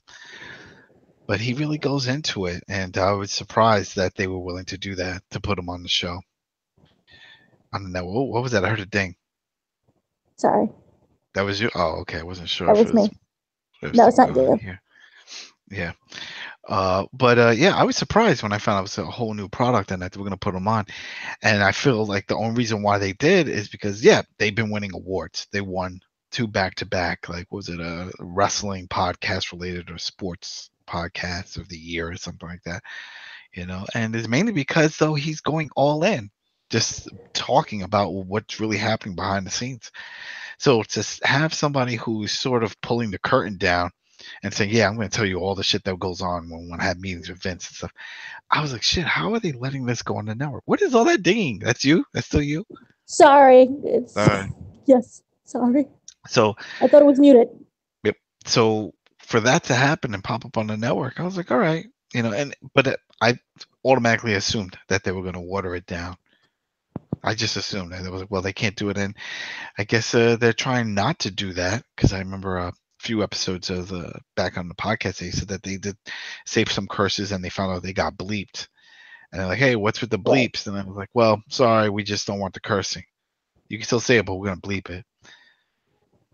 Well, But yeah, I guess they gave a statement saying that they was very, this is a very unfortunate situation. It's the first time that it's ever happened, and WWE allegedly wanted them to refilm the whole episode again, and I guess in a more positive light. And they released a statement saying that we don't want to whitewash everything that ECW was, so I'm fighting for it, referring to the episode, and that he says that it's their most controversial in the long-running podcast history. no, there was some other big controversial ones that they had in there. Maybe I it's all remember to there was like one with Jake the drum up Snake some and stuff. type of business, to get more viewers. Oh, well, what was it? I mean, one of the things they bragged about is that it's still listed as one of the top viewed shows on the network, that podcast. You know, they always brag about it. They're like, Right. yeah, the top 10 view for the month, and we're number 1. We're up there. People are viewing our content, which is great. You know, but that thing is that what kind of positive light can you put that new ECW revival? You can't. There was no positive light. Yes, some guys may have come from it, like your boy Bobby Lashley, who really, got the title belt, and then CM Punk, but nothing else really came from it. It was really watered down. Remember the first pay-per-view that they did coming back was horrible, to the point that even Paulie came out and apologized. He said, "I'm sorry. This is crap. This is not what I wanted. This was not what was planned leading up to the pay-per-view, and I'm sorry for what you're about to see." And then he quit. Right. So there is no positive light, and yeah, there's going to be a lot of shit said in the back, because from what I remember from hearing before this whole thing happened and the way Paulie had described it on numerous DVDs, he was told that he could do his ECW of old, not so much on TV, because it was obviously on TV, getting toned down before it was public access. Anything goes. You're paying for your time, but he was expecting all out, like the way they did one night stands, and for the pay-per-views, bring the blood and the gore and all the craziness. And that was not the plan, at least for Vince. So then it just went to kaput, because like, how do you bring something back called Extreme if it's not Extreme? Like, why do we have Extreme Rules pay-per-views when it's not Extreme? There's no blood. There's none of that. And I'm not saying blood is good for the business, but then don't have a pay-per-view called Extreme Rules. Don't do it. Right. Just scrap that one and give a different name. That's all. Just move on, because you're still planting that seed. I'm still thinking about, oh wow, Extreme Rules. I remember when that shit was crazy with barbed wire bats and stuff like that. that we don't have that. We don't even have the hardcore title anymore. So just scrap it. Hell in a Cell has become a joke. It's not what it used to be. So why even do it? So it's Yeah, the same yeah. thing. But I don't see back to that thing. I don't see any, and we still hear the ding. So I don't know. It didn't mute, but we still hear the ding. You hear But the ding still? yeah, Sorry. yeah, I still hear the ding. But yeah, I don't see any positive light. So I could see this being an issue with WWE. But what do you expect? I mean, obviously, then they didn't listen to all the other shows. I mean, there's plenty of episodes of their podcast where they really go in and they don't put a positive light on a lot of people, backstage and a lot of wrestlers. I mean, look at the Rob Van Dam Triple H one. Well, it was all about Rob Van Dam, but it pretty much pointed out that his Triple H said never wanted to get him over. Till this day, Rob Van Dam has never beaten or pinned Triple H. He's won some house show DQ matches, but he's never had a clean win, and that was for a reason. Triple H just didn't see anything in him, and it's that whole thing. It was like, oh well, he never really got the big title shot. He got that one title shot, yeah, but that was going into ECW as a brand. That's sort of when they were shipping him off. So whatever, it is what it is. But he even said he was like, yeah, Paul, wasn't fond of him. People don't like him. But even saying that, that's pulling the curtain back. So to hear those type of episodes, and to know that they're on the network, I'm like, how much of this is gonna fly without being watered down? So I'm surprised, but then not surprised, but then surprised again because I'm like, you knew what you were getting into, but maybe you didn't, and then now you want to clean it up. You can't do it. You can't do that Right. unless the money is right. I don't know how much you're getting paid for this. Yeah, that's another thing. Also, they doesn't say, and no one's saying anything about how much it is, but I know they're getting paid. So I remember somebody was saying, "Oh, it's more like a barter system. Help promote them." And there's a no, because Conrad had came out and he said that they get paid for this. So, I hope so. I don't. but then they need to look at that contract that they signed. Take a look at that. It's no different than the way not Jerry Springer, Howard Stern and the Opie and Anthony when they were on different networks. Stuff like, oh, why are they doing? How do they get away with it? Because they put that shit in the contract. Hey, we're gonna whip it out Wednesdays, or we're gonna do this, do that. You can't bitch about it. We're gonna get a bunch of midgets drunk on the air and have them do shit, and they sign off on it. And then when the media, everyone starts getting an uproar, oh, take it down, and whoops, it's in the contract. You knew what you were getting into. It's the same thing here. The whole reason why the podcast became so famous and gained the following that it did is because of how Bruce Pritchard would just pull the curtain back and talk about what's really happening. He didn't sugarcoat it. So that's what you're going to get. More of that. So I'm surprised. We'll see. We'll see. It's never been happened, but we'll see what's going on. I don't know. Vince again is trying to control everything. But on to E3. We've got some not shocking, but probably interesting news at E3. WWE is heavily promoting the big E3 feud between New Day versus the Elite. Basically, it's going to be Xavier Woods versus Kenny Omega for Street Fighter V Team Battle. It's going to air on June 14th, which is a Thursday. So they're going to set up their own little stream for that. I'm going to assume it's the WWE stream. They haven't really said anything as like a link or anything. But those who've been watching closely, they have been feuding for the while now over who's better at Street Fighter V. And that they're going to do a huge series. And I know that about 2 years ago, they faced each other in battle, and they were tied. So now it's the one that's going to break the tie, and WWE is heavily promoting this. If you're a Very big fan of, very interesting, especially when I saw from WWE site they just acknowledging Kenny Omega, and you know how it's like pulling teeth to hear WWE acknowledge anyone that's not in the company, by and Kenny name. keeps saying he's not going to WWE, so it's not one of those things. Oh, of course not. No. This is just being nice. This is playing nice. That's what this is. This is like, hey, see, we're not the evil corporation everyone thinks we are. No, look, we're gonna talk about you. No, they're playing nice. I still think there's always an agenda. There's always a hidden agenda, and I think the hidden agenda is play nice with him. plant that seed. Put that hand down. Say, hey, we're gonna do this. We're gonna get your name out there. Ease it in because he's a huge name in Japan. We know that. But as we also know, WWE Universe is pretty much in the damn universe. They don't even watch Impact, and that's here in the States. Most of them don't even watch Ring of Honor. Hell, a large majority don't even watch NXT, and we know that just from subs. When you go based off of the. Wait, who's that? Whoa, Who's Ricky. that? Oh, No. Ricky. Yeah, I just made a run. That was the dinging. Oh shit, he made a run. That's why I was dinging. Start the fight. That's why I was dinging. Start the fight. I'm running with the Money in the Bank contract. That's why I was dinging. We was trying to get him in. He's cashing in his Money in the Bank title. Yeah. My apologies. I had some family matters to tend to. At least that's the excuse I'm going to go with here. Baby mama drama. What discussion am I jumping into right now? Just started the whole E3 Kenny Omega versus Xavier Woods and how WWE is acknowledging that he's going against Kenny Omega, and they're acknowledging his existence. Yeah, I remember. Yeah, that's a pretty major thing because that's acknowledging someone in New Japan, and I mean, you guys have probably touched upon that. I don't know if you guys have mentioned the whole thing with Chris Jericho and the cruise.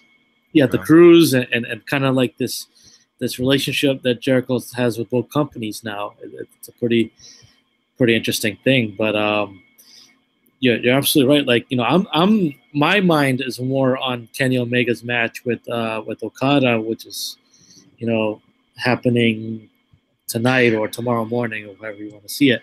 But it's pretty big that they're even acknowledging Kenny Omega, and I have to think that they want him down the line.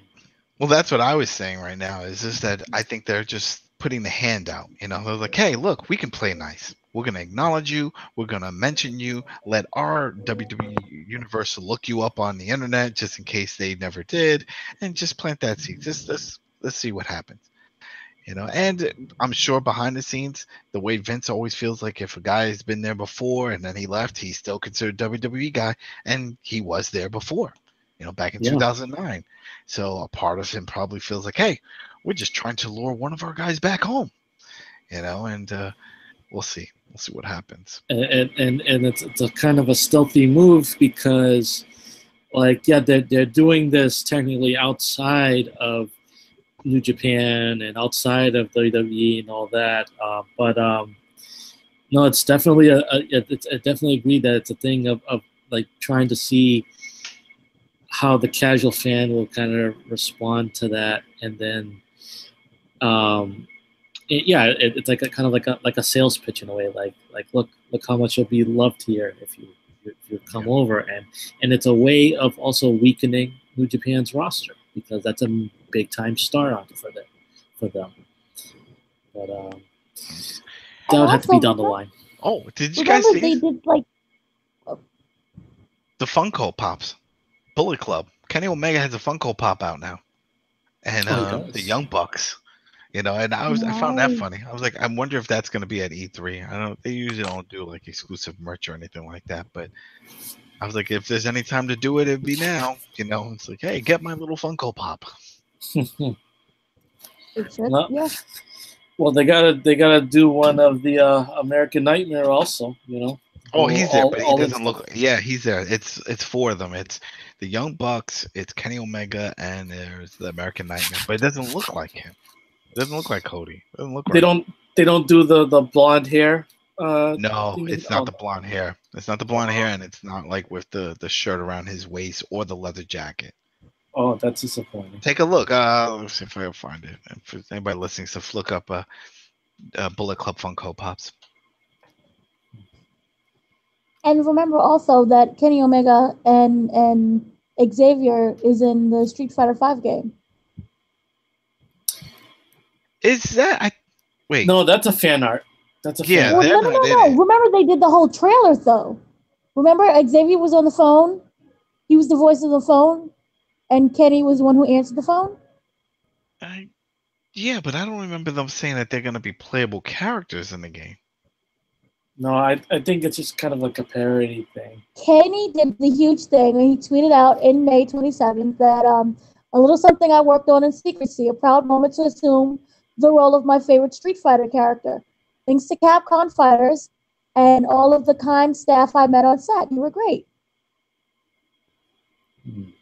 Then he gave a shout out to Xavier. And see, but then that's the thing. If they're playing Street Fighter, that would make perfect sense if they both played as their own characters. That would be badass.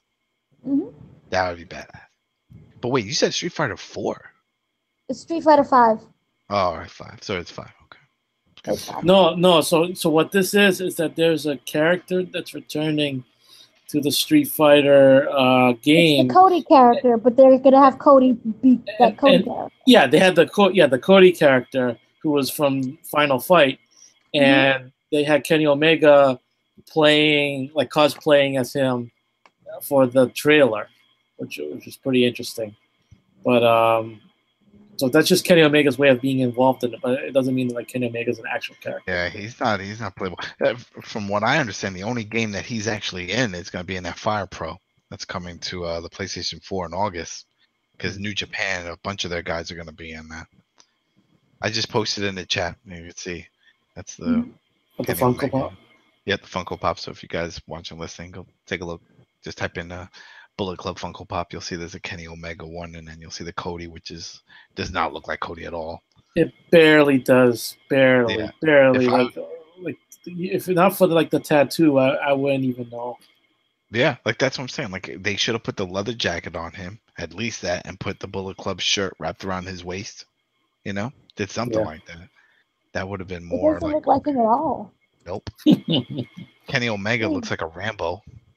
It just doesn't look right. Oh my gosh, it doesn't even look like him. You know who Kenny Omega looks more like? He looks like Buddy Murphy in that Funko Pop.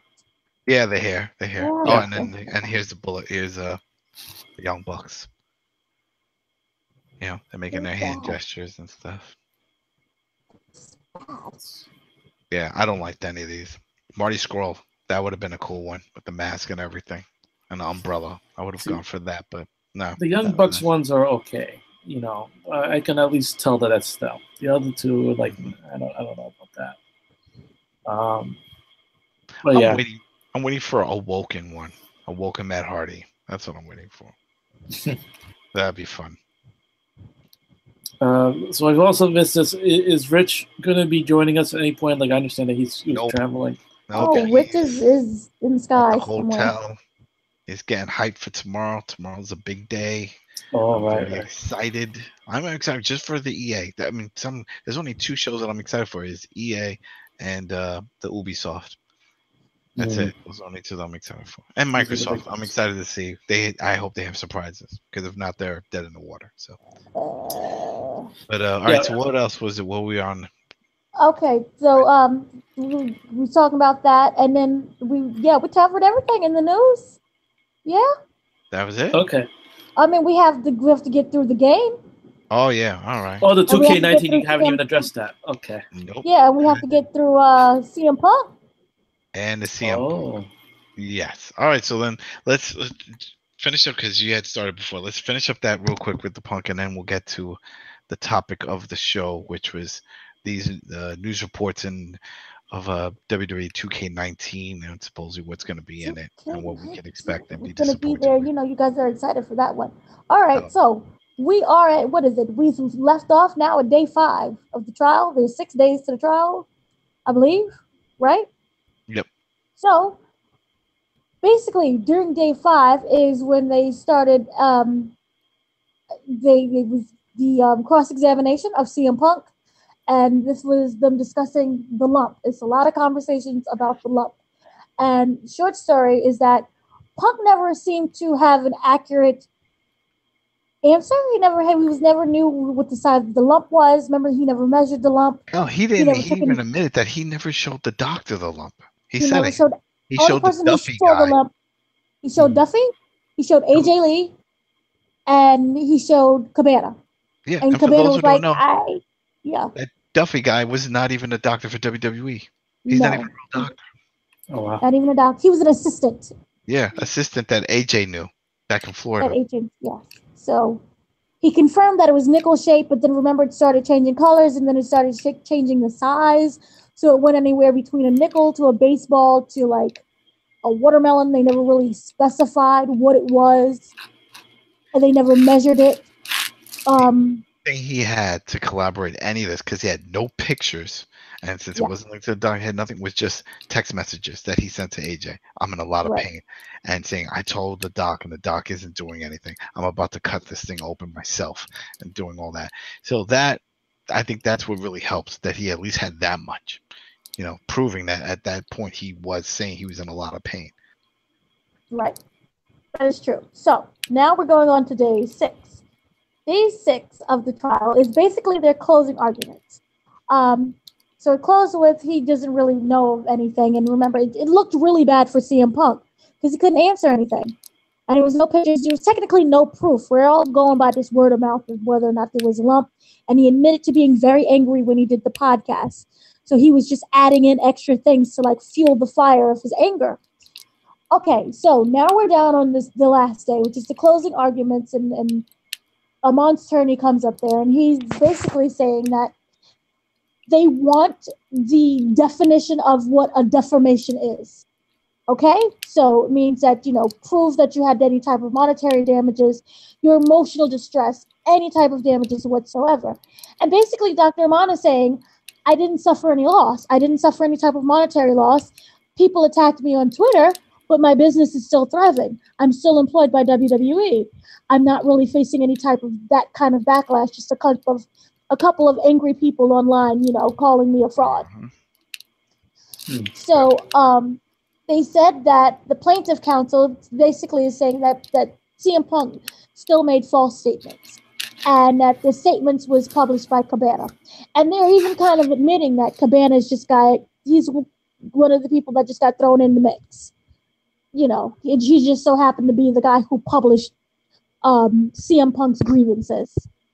Yeah. And they're saying that the problem is that CM Punk knew that the statements were false and that he made the false statements published by Colt Cabana and that Colt Cabana knew that the statements were false. So that's their reasoning for dragging him into the lawsuit.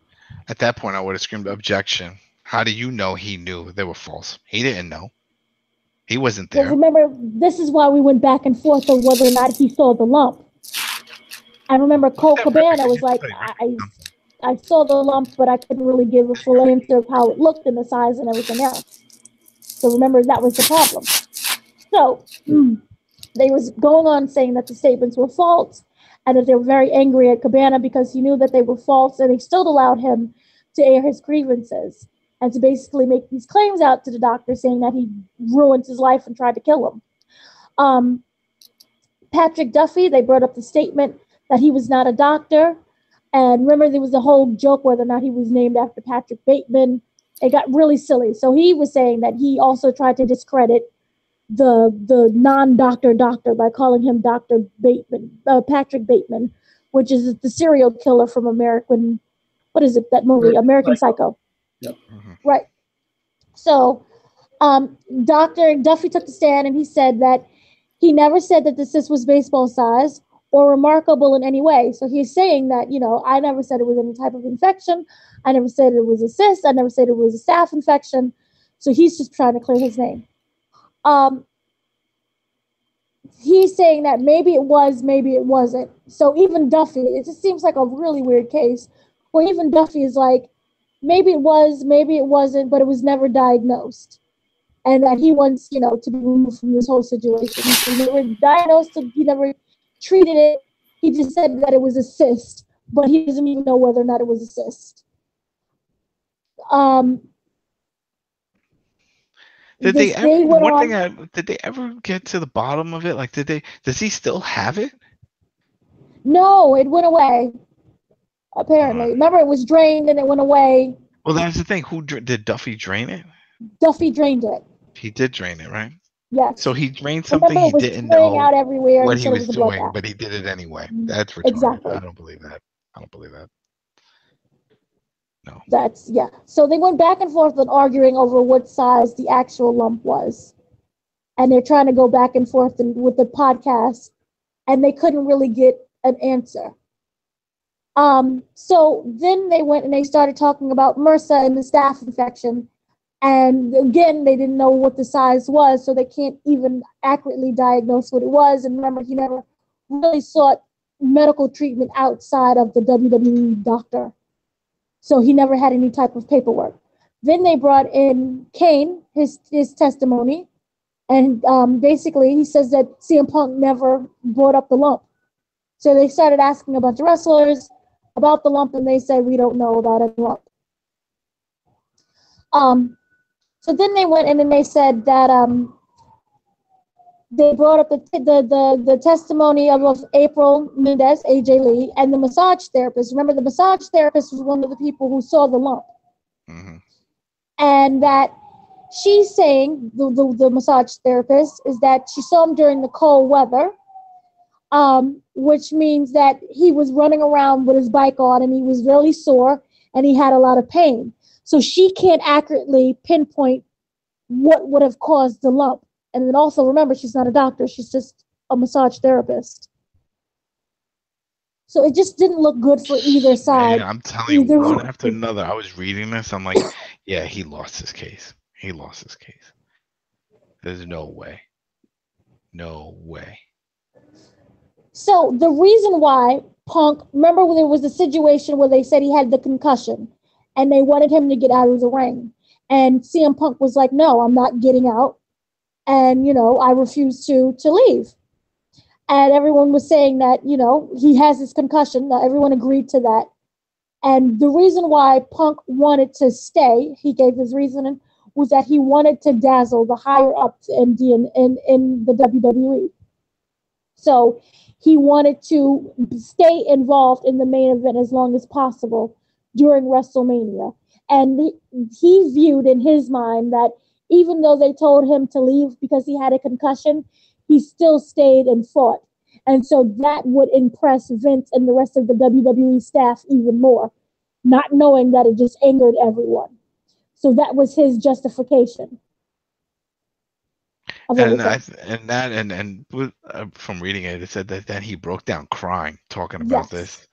And I think that's what probably got the jury behind him, because he was like, yeah, I made bad decisions, but I was thinking about, the people, the fan, the moment and stuff. And I knew I was hurt, but I still wanted to go with it. And he did say he was going to finish in the script was for him to finish in the top 4, and he did, but what made him look bad and all this was when I think they had the audio. I from the transcript, it sounded like they had audio, or they had the ref who confirmed that he said, if they take him out, he's going to quit.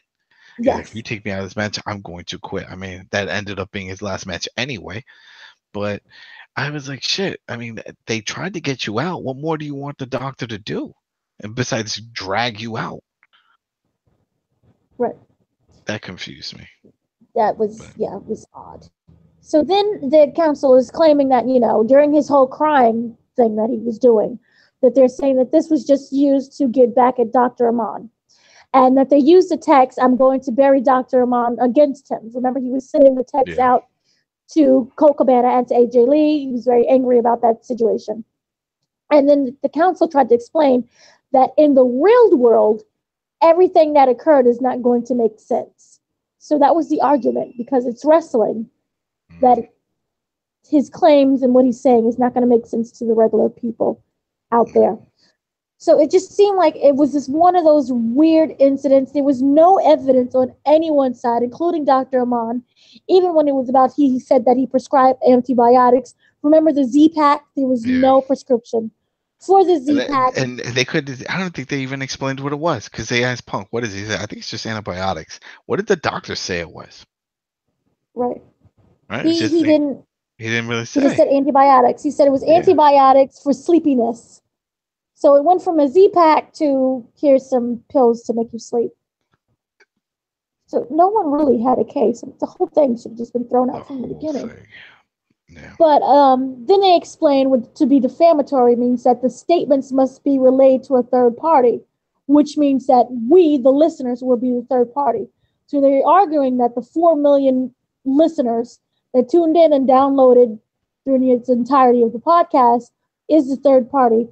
So that's when they cited the tweets and the fan chants. Remember when they had the signs that was up there that talked about, does this look like a staph infection? I don't know if anyone remembers. But right after the podcast, like say that Monday, people had signs. They had CM Punk signs that said, someone check my staph infection, or does this look like a staph infection? I think I've seen some signs like referencing the Z-Packs also. Right. So they're saying that, the fans, all of a sudden, they started turning against Dr. Aman and that they would be the third party. So that the signs and everybody's chanting, and every time they chant CM Punk, and remember Ryback got buried by the fans a little bit afterwards that. So he was even thrown in there. He said he was out to hurt him and kill him, and Yes.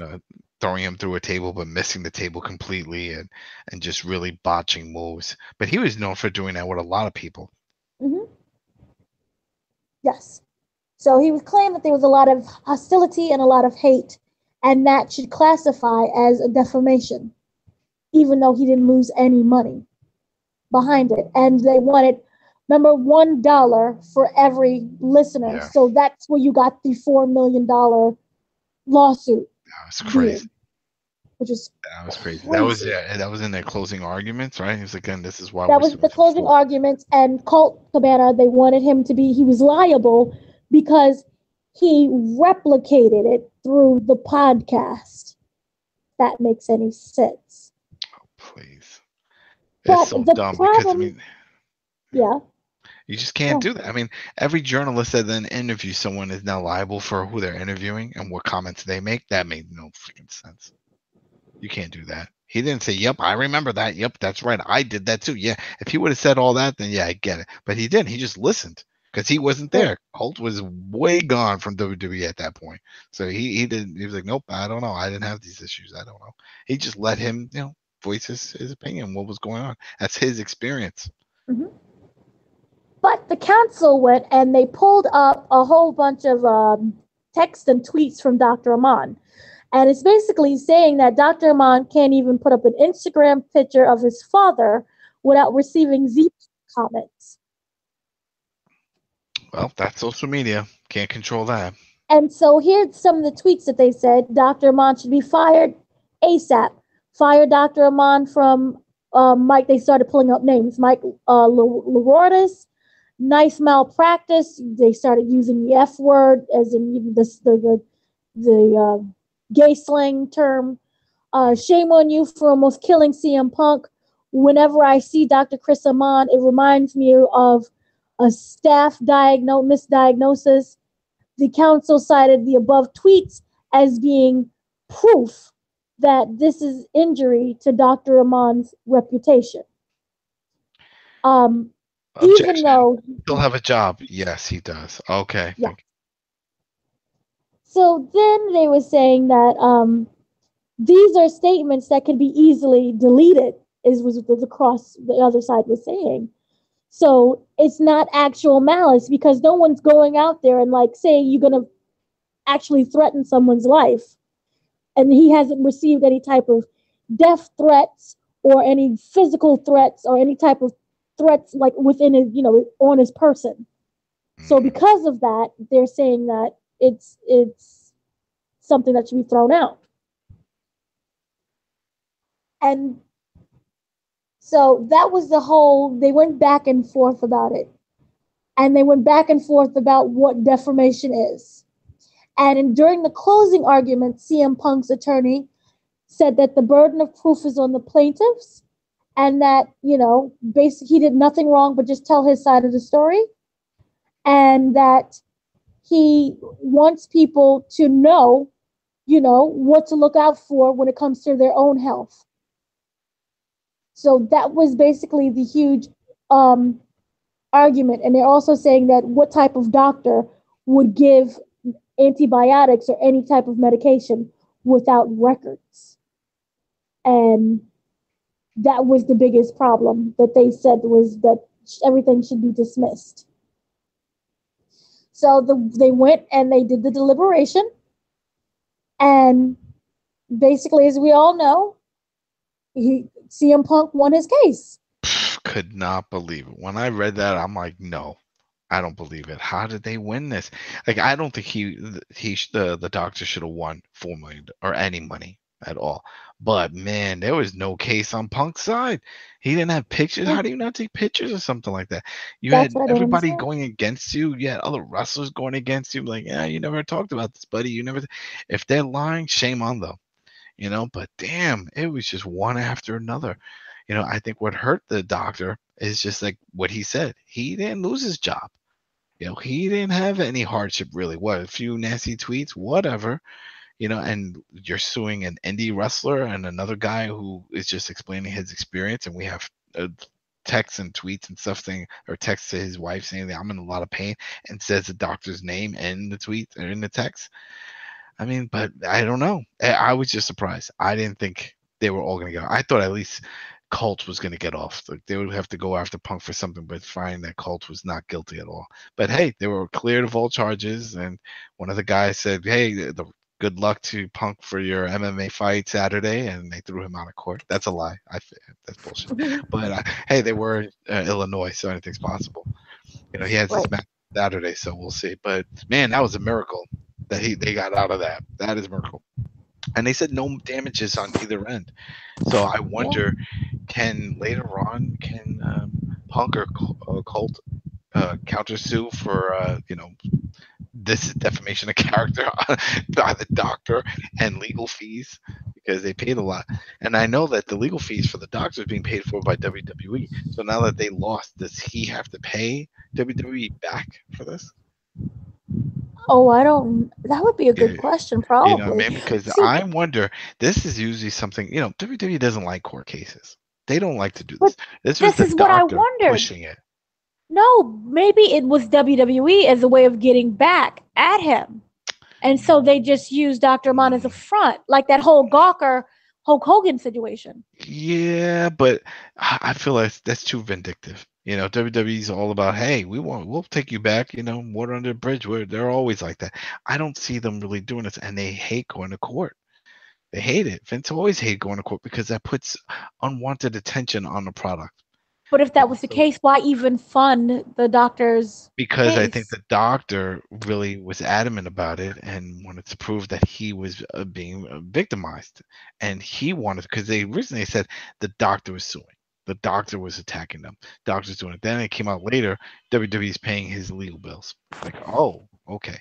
But it was one of those silent things. They never came out and say, hey, we're supporting this doctor.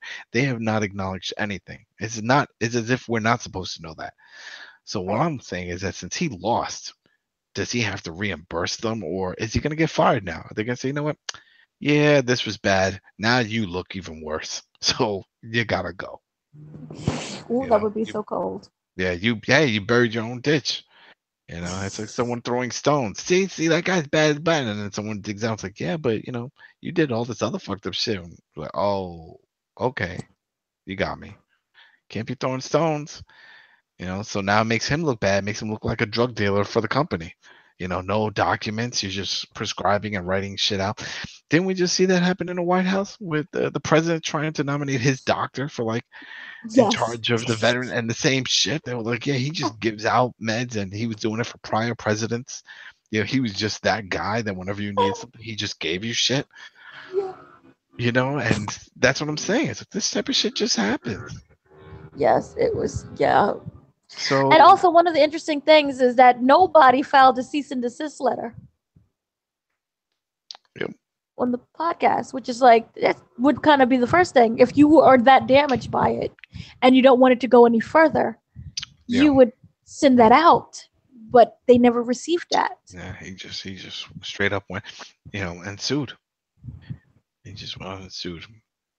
So who knows? Maybe he went and started the lawsuit before telling WWE that he was suing, and then they're like, all right, well, because this dragged on for a long time before it actually went to trial.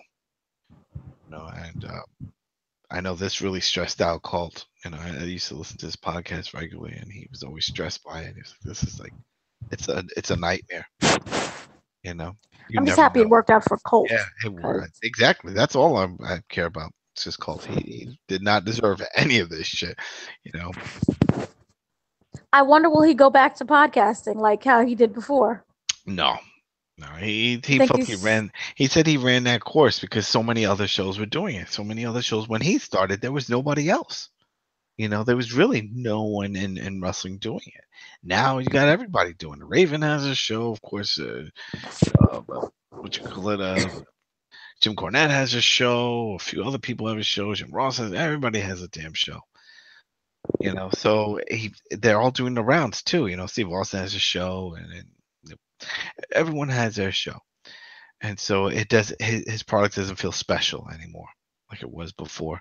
And that's what he had said. It just doesn't feel special, and that's why he went through the diary format.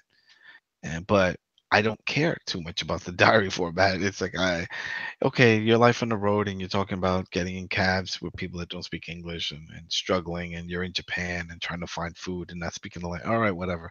That doesn't do much for me. So, but I wish him all the best. You know, that life can't be easy. Yeah, we'll see. But so far, everybody's really happy. They're asking people not to attack the doctor, and maybe they're rebuilding on their friendship. Yeah, well, yeah, no. Lawsuits can do that. They could put a wedge. But yeah, we'll see. We'll see what happens. And those who don't know, if you're in podcasting, there is liability insurance for podcasters, and they encourage everyone to get that. Yeah, it's being recognized just like if you're on the radio. You know. Yeah. So it's the new radio now that radio's dead. So We need to get that for Wrestlecast. yeah, there we go. Yeah, So I mean, also, oh, sorry. No, because I remember before there was someone who wanted to get on. It was we voted not to get this person on, you know. But that's the thing with interviews, you know, because it's some way they can help a show because then it can bring in viewers and people interested in whoever the guest is and what they have to say. But then at the same time, you have to hear what they have to say, and sometimes it could be horrible. Like it could just ruin the show and just put a bad light or a bad taste in people's mouths regarding the show now. So it's Right. real tricky with those type of things. But the funny thing is that Punk was always on that show, you know, because that's his real life friend. Yeah. You know, We're so he was besties. always there, and that's why I was surprised that it even went this far. But Yep. Now, in regards to the legal fees that you was bringing up before, that he said that he says he doesn't have the money to pay for anything, and he spent a lot of money in legal fees for his defense, and that to recover those fees, he would have to file his own lawsuit. But he noted that he doesn't think he'll do that. He says, I don't think that's my style. I don't know what I'm going to do. This whole experience has taught me a lot. I'm on the fence. Money is just paper, but that was my life work. I don't think it was intentionally done to bleed me of more money. It's over, and there's a big part of me like, it's over. Just leave me alone. I don't want anything to do with you. That's how negative the situation is. I don't want anything to do with it. I just want to be over here and be happy with his wife. So I'll probably just stay over here and be happy. whose wife? So What are you talking about? well, his wife, CM Punk, is married. Oh, CM Punk. I thought you were AJ. talking about Cult. That No, Cult no, was no, no, saying. no. Colt, he had his verdict was read first. He broke out crying. He was very happy about He that. better sue. He better sue because I'm sure his attorney's like, we're definitely going to win, so we will just take our cut from this lawsuit, this countersuit. Yeah, he'll probably sue because everything was just unfair. Yeah. And that he did lose it. He started crying and he was like hysterical when the verdict was read. Because even though it was, they were together, they had their verdicts were separate. So even though Colt Cabana could be, not guilty, Punk could still be guilty or vice versa. Yeah. So he was really, really happy and he started crying. And they just seemed to be really happy. They said that when the judge uttered the words, it's literally something that could decide the course of the rest of your life. He didn't contemplate about what happens if he lost because losing wasn't an option for either one of them. but the legal system can be confusing. Having sat there for days and days and listened to the way that they were trying to bend things, it fit certain laws that just were confusing. I'm out of my element and I'm sitting there scared out of my mind. But everything worked out, so good luck to them. Yep. So that's a positive thing. That is a positive thing. I'm glad. I'm happy for them. That, but no, remember CM Punk is still gonna fight UFC 225? He has it Saturday. He has that fight Saturday. Yeah. So he's still gonna fight. He'll last all of 10 minutes. Well, I don't know. Look, he's really distracted. That's what I'm saying. I mean, but it's because then if he loses, this could be an excuse.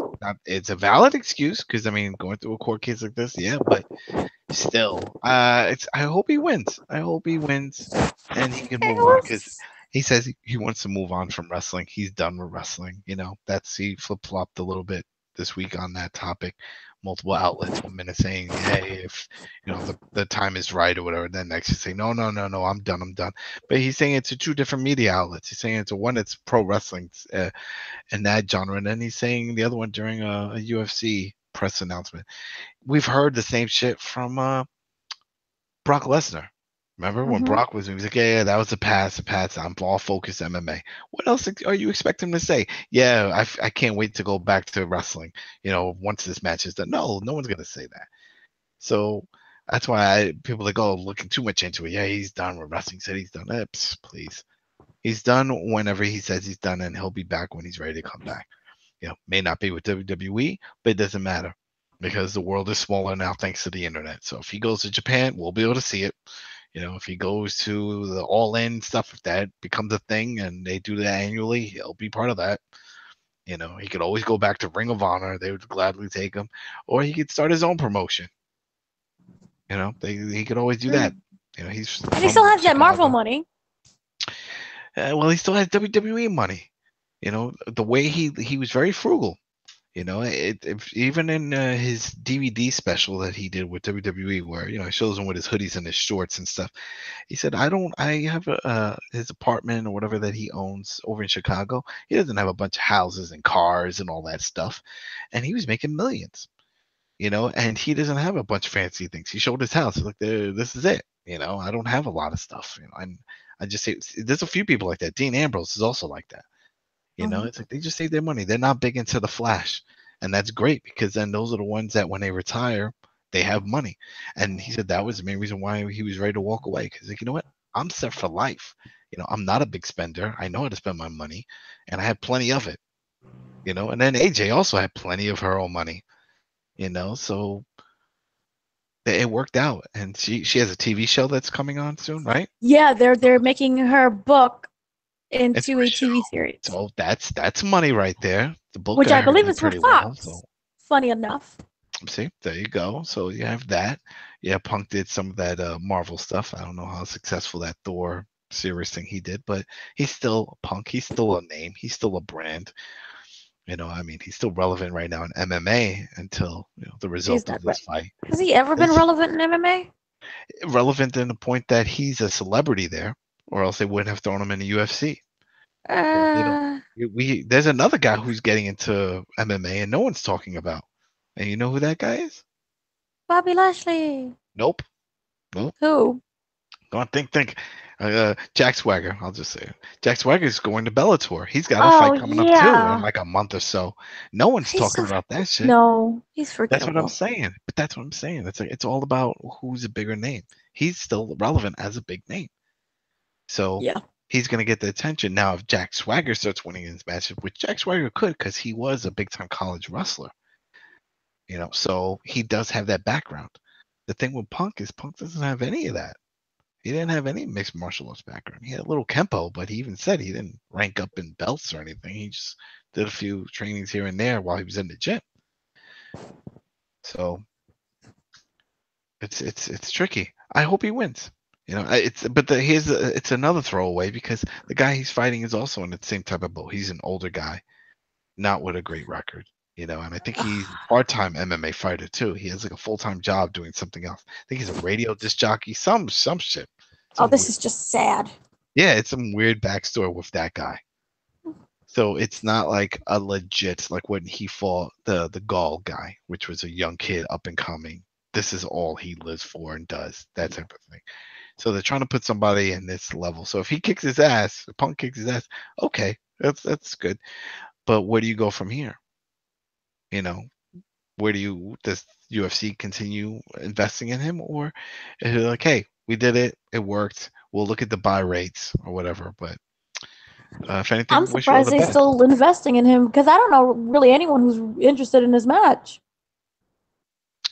Yeah, that's the thing. I think there is some interest just to see, what happens with him. Can he win? But I don't know if anyone's buying it. It's not like when Brock shows up, they're like, oh, it's the same thing Brock does. No. Brock goes against quality opponents.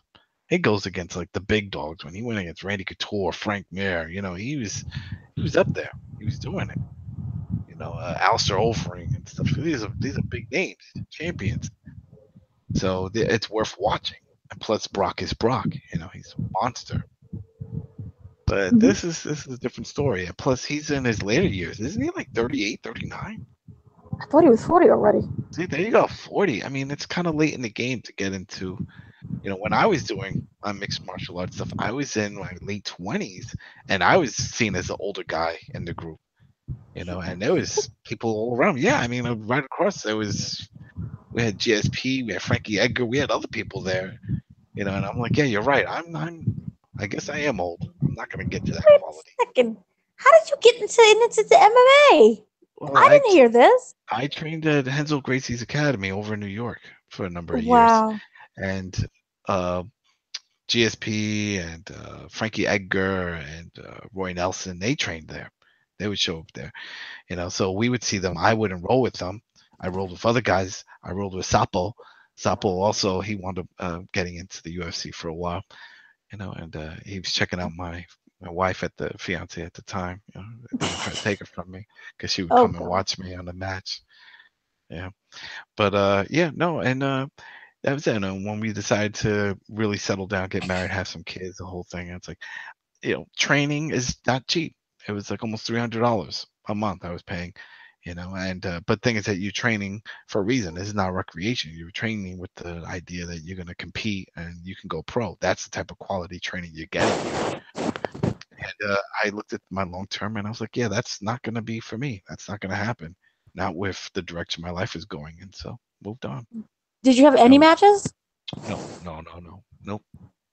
I had live matches, what we call like live.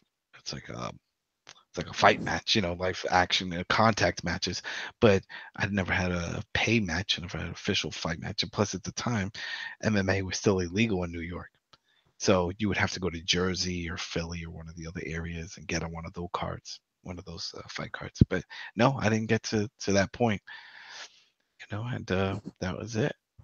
Never say never. Well, I could say it now. I could say it now, but yeah. But with Punk, who knows? We'll see what happens with him. Yeah. But that's the thing. He's older, so even if he wins this, where do you go from here? Yeah. Where do you go? I don't see a career. I just see it as him being bored. Unless he says, hey, I did it. I'm done. I just wanted to win an MMA fight and prove I can do it, which I felt that was his goal. I felt like that was always his goal, that he was going to go in there. He wanted to prove that he was a legit fighter, that he can do it. It's a sport that he looked up to.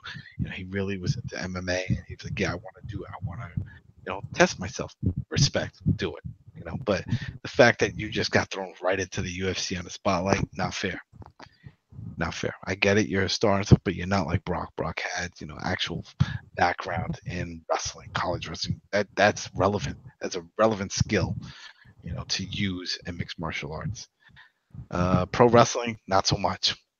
So I think he should have been on some just regular event cards first before getting thrown into a pay-per-view. That way, if he would have lost those, whatever. But I think Dana White and them saw it as like a cash grab. Like, hey, he's a big-time wrestler. Any real fight background? No. Oh, shit. Yep, whatever.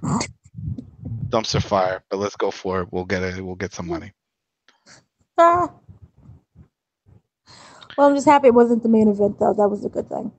Yeah, I know that's gonna be. But what's funnier was when the game came out, because now we'll jump into the quick game news about all this. Yep. He was like an 85, his rating in the UFC game and UFC 2, and people cracked up because like, how is that possible?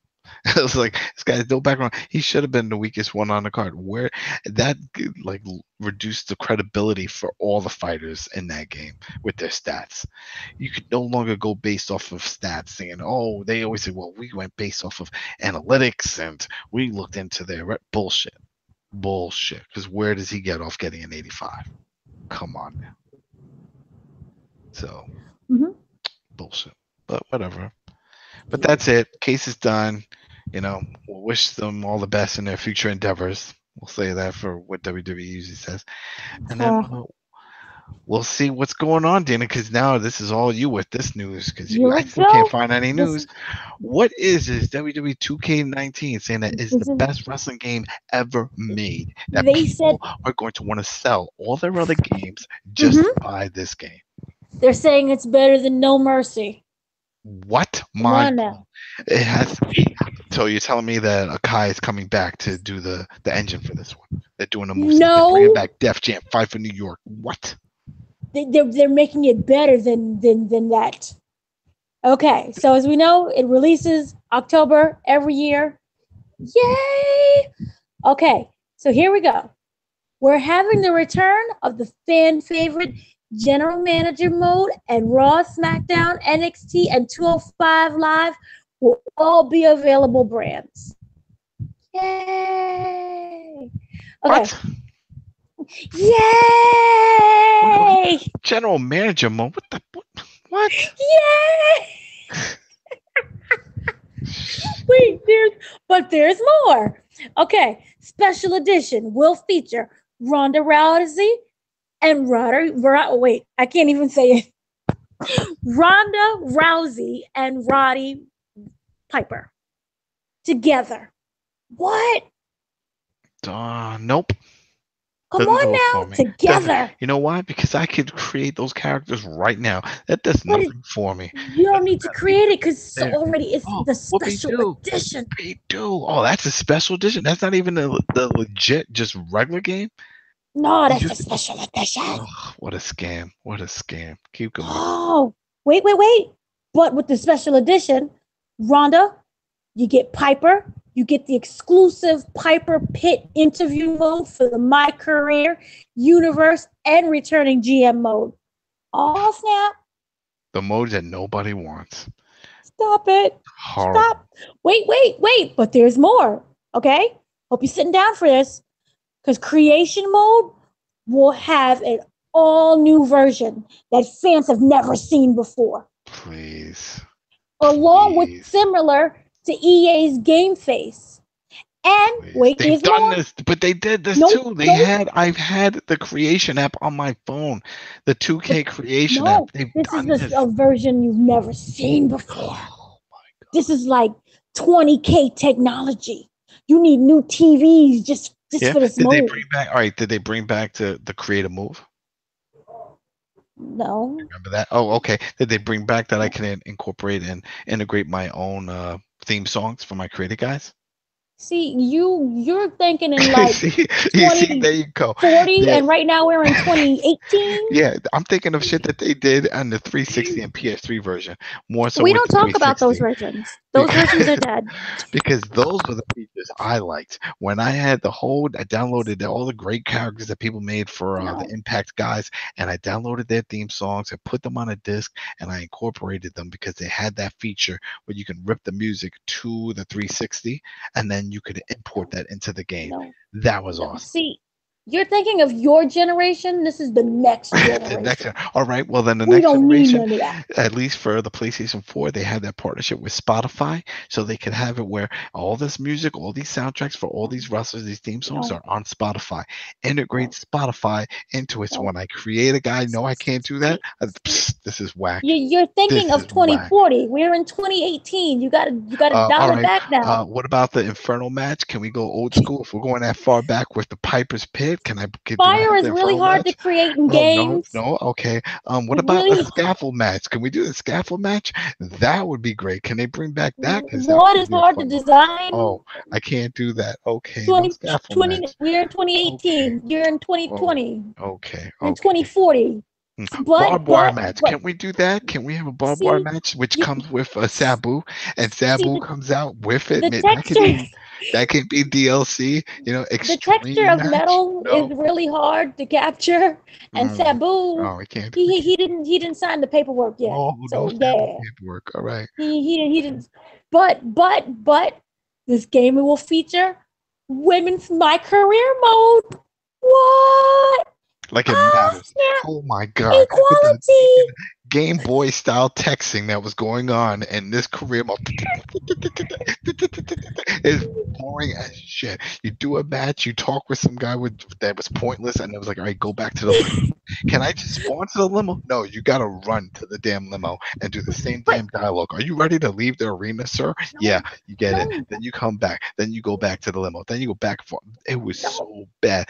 Random guys just hanging around in the back looking dumb and generic. That was so cheesy. Stop. But there's more. The My Career mode will feature Sarah Amato. She's going to be the head coach. Remember, we kept saying there was this woman that was doing facial recognition in booth scanning stuff, and she took a picture of herself. She's the head coach of the women. Who gives a Instead shit? of Albert, they replaced her with Albert. Equality. They got rid of Albert because Albert was sexually harassing the women. We don't hear anything, so it doesn't even matter. They can say, you know what? Let's just take the Albert generic character, and we can just put it with this chick, and we just have the same dialogue. So, do you really want to be a WWE superstar? You're gonna need the training. Do you know how to do an arm drag? It's the same shit. Same shit. They are blowing so much smoke in our faces. I'm telling you, if people, this is like the worst magic trick ever. This is like something they're gonna disappear and they're just bending down under the table. I see you hiding under the table. This is bullshit. There's more. Are you ready for this? Nope. Sit down. The Hall of Fame Showcase DLC is gonna return with matches like Goldberg versus DDP, Jeff Jarrett versus Shawn Michaels, Jeff Jarrett versus Road Dogg, and the first ever TLC match. Boom. More bullshit matches that you can do yourself in the game. Wait, is there a showcase mode? Did they bring that back too? They're bringing back the Hall of Fame Showcase DLC. But no. That's a DLC. What the hell is in this game? Is it like 4 max types and everything is DLC? They really think we're stupid. They really think we're stupid. But wait, there's more. We're getting every superstar that's listed on the current WWE roster. They will be a part of the game, either on the disc or as a DLC. That means we're gonna get everyone. We're getting Bobby. I know how much you love the Bobby. I could bank Bobby right now. Generic wrestler number 4. Big strong diesel muscle black guy with some trunks. Yeah, next. Wait. That means Velveteen Dream. That means Ricochet. But he's not worth it. Ricochet, I already made Ricochet. There was no need. I don't need this version of Ricochet. I have Prince Puma. Okay, I'm good. I don't need it. Don't need it. That's it. But you get Breezango. Breezango, don't need that either. You know, the only but you're not gonna get on. The only thing that I think, go ahead and say him. Woken Matt Hardy. That's it. That's gonna suck because when he comes down, it's gonna have freaking text in the back saying "Woken." It probably won't even have him saying it. And I'm like, you pieces of shit. But they created the crowd. Oh man. El Generico is the name of that game. That is the worst game. I'm telling you, if I could go out there and boycott with a picket, I would, because nobody should be playing this shit or even think about buying it. I'm telling you. They are just Stop. trying to rape pockets. That was it. They're like, Stop guess it. what? We got a bunch of DLC for you. What about the game? Did you not hear? Oh, We got but we're getting Almas. You we, know how much you love Almas. we're giving you nothing but DLC. You asked for it, you're getting it. DLC for days. Wait, but we're not getting Authors of Pain because they're on main event.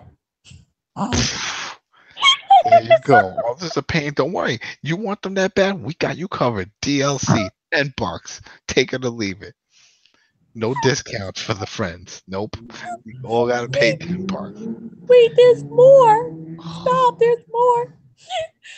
Every legend that was part of 2K18 will be returning to 2K19's roster. Nice. All the guys I never used to play with. Thanks. 4 versions of Sting, 5 versions of Punk. I mean, of Steve Austin. Another 4 versions of the. Wait, there's more. We're getting some additional legends from previous games and some that's never been part of the WWE 2K games before. But what? No one cares. We've gotten to the point. Go ahead, throw everybody under the sun. It don't matter. It's the game mode. It's the story. The whole campaign mode is garbage. So at this point, it just becomes an arcade fighter. It's like, all right, what do you want to do? This? No, they all suck. Quick match. Just go to quick match. There's no point. But That's you it. get the My Career mode, and they're My career mode is garbage. Universe was my favorite mode, and I got bored of it. We're not getting Universe now. Just that you're in 2040 again. Wait, no Universe? 2018. They took Universe out? So far, no Universe. Oh, man.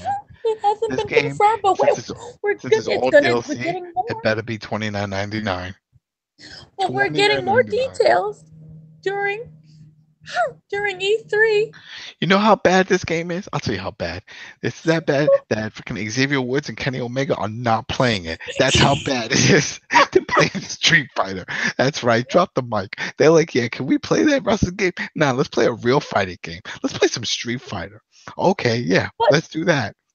But don't forget, we're getting Baron Corbin and his missing hairline. Shit. No, he won't have the missing hairline in the game. They airbrush that shit every year. Don't worry about it. But he's doing voice recording. So we're going to get actual voice recording this time. That's the difference. There you go. Well, I would then this game, it's gonna, all right, so it's on Blu-ray, so it's got to be a full 50 gigs, right? And there should be another 50 gig download like GTA, because I want every wrestler you just announced to have fucking voice work, even if they're dead. I want audio clippings from Mania, and you know what? It's been done. UFC game that they did, which UFC was? It wasn't with EA. It was with it was EA, the first one. They took all the audio from Joe Rogan from actual fights to get the reactions for those fighters when they were calling it. That's what they can do. If they have Piper and Piper's coming out and he's doing a rant or something, then cut that from one of his rants that he did on Piper's Pit. That's what I want. You're in 2040 again. I'm telling you, I'm done. Don't worry. We're to the point we don't have to stress it, because there's a better wrestling game coming out, and it's coming sooner, which is Fire Pro Wrestling. Fire Pro Wrestling. There you go. Yep. Fire Pro, that's coming in August. You'll play that. You can create all the damn guys you want. It's gonna have all the New Japan guys you want in there. That's it. You don't need anything else. Else. If they want to really kill it, then put that damn game on the Switch. It'll sell like hotcakes also, because the wrestling game that 2K put out there on it was pure trash. That shit don't even work. They patched it 3-4 times, still doesn't even work, to the point that the studio says they're no longer supporting it. And speaking of Fire Pro Wrestling, we're getting the premium edition, and Season Pass was announced for the Japanese PS4 release. Season Pass for what? Wait, slow down. What Season Pass for what? For Fire Pro Wrestling World. But the New Japan guys were already included in the PlayStation 4 version. Wait, but here's the premium edition. There's the premium edition and the digital deluxe edition. This is for Japan. Okay, so it's going to be $90 for the it's Japan. We're not getting it. We're not getting it. This is Japan's version that will be released in Japan. that doesn't make me feel any better if they're charging Japanese people No, that much but money. here's what's coming. Here's what the Japanese are getting. Okay, so shush. Mini player figures of the New Japan wrestlers. So you're getting Kenny Omega. You're getting Hiroshia. You know these words better than I do with their names. All right, so wait. So basically, what you're telling me now is that they're getting the New Japan, Japan. wrestlers, and They're that's getting not. What are we right. getting? Because from what I The game. understood, that was already going to be part of what we were getting. No, we're getting the game. They're getting it includes a T-shirt, a I towel, don't want a 4 T-shirt. minifigures. That's swag shit. All right, forget it. I don't want that. Yeah. I don't want that. But it matches the design. I'm all day digital. Of the All day T-shirt. digital. All day digital. None of that shit. Don't need swag. Okay. Well, Don't the need swag. physical, we're still doing physical. Okay, the physical one is going to have the pre-order bonus in the form of a 48-page guidebook that talks about the various techniques, moves, and That could be like useful. stats That could be useful. But I like of New digital anyway, Japan. so it don't matter. I don't want paper cuts. Okay, All right, so here's your love. The digital deluxe version okay, will include both that the should game. be $40, right? Don't tell me that's anything higher because the regular game is only $30. Yeah, it's not 90. It's better not be because I don't want no damn towel and T-shirt. But you also get the figures, the mini figures. No, I don't want the big figures. I got a bunch of Funkos. Okay, so your digital version is going to be the game, the season pass, that will grant you access to 3 DLC packs of additional New Japan Pro Wrestling story mode scenarios. What the hell's adding story mode? This is crazy. Yes. It's crazy. See, they're in 2040. They're 2040. They're going into the future with a game that looks 16-bit. This is badass. This is where we've gone full circle, people. Full circle. Where we're hyping up Fire Pro to be the best damn wrestling game that's out there right now. So right now, people are trying to this campaign. They're trying to get the premium edition to come to America because that right now is just for Japan. What, with the shirt? No, then just order it online, people. You can go online. You can go to Amazon's Japan site. You can order it from there. It's not a big deal. There's plenty of sites you can order it. Just order it. It's a People package. order all it's kinds nice. of stuff from Japan. I order stuff all the time. It takes like Maybe 3 not months everyone knows how to to order a year everything. to get, but when you do get it, you're excited, you're happy. It's possible. Don't worry about it. So if they don't release it, it's not a big deal. Be like, oh, but the game, so what? So get that stuff if you really want it, and then you can just play the US version. Get the US version. Just play But that it's game. nice. At least you have the content. You know, it's really odd. They're not even. The statues are not fully. They're not colored at all. Great. They're just cheap. See, nobody wants it. Regular gray statues. But okay, so so that's gonna cost $90 Japanese. Well, no, that's American because they're 9.8 yen. So it's $90 basically if you want the premium edition. The physical edition, if you pre-order it, you get the book. Now the deluxe edition that you like comes with the season pass and the 3 downloadable contents for the story mode. What's the price? So, yay. So it's going to come out in the summer. What's the digital price? They did not say the digital price. Shit, they're still not sure. That's what's going on. Oh my They're God. still not sure because they're trying to work out everything. Holy shit. Yeah, in fact, I think Fire Pro was even cheaper. I think it was $20 on Steam. I don't think it's going to be $20 anymore. Shit. I don't know. No, it's still good. It's good, but I gotta see this. I swear. I hope they're not doing all this because they're trying to get a full $60 retail price. Well, it's worth the $60 retail price. Well, you're not going to pay the $90, so you don't have to worry about that. No, I mean we have barbed wire, exploding rings, so yeah, that's gonna bring hours of enjoyment right there.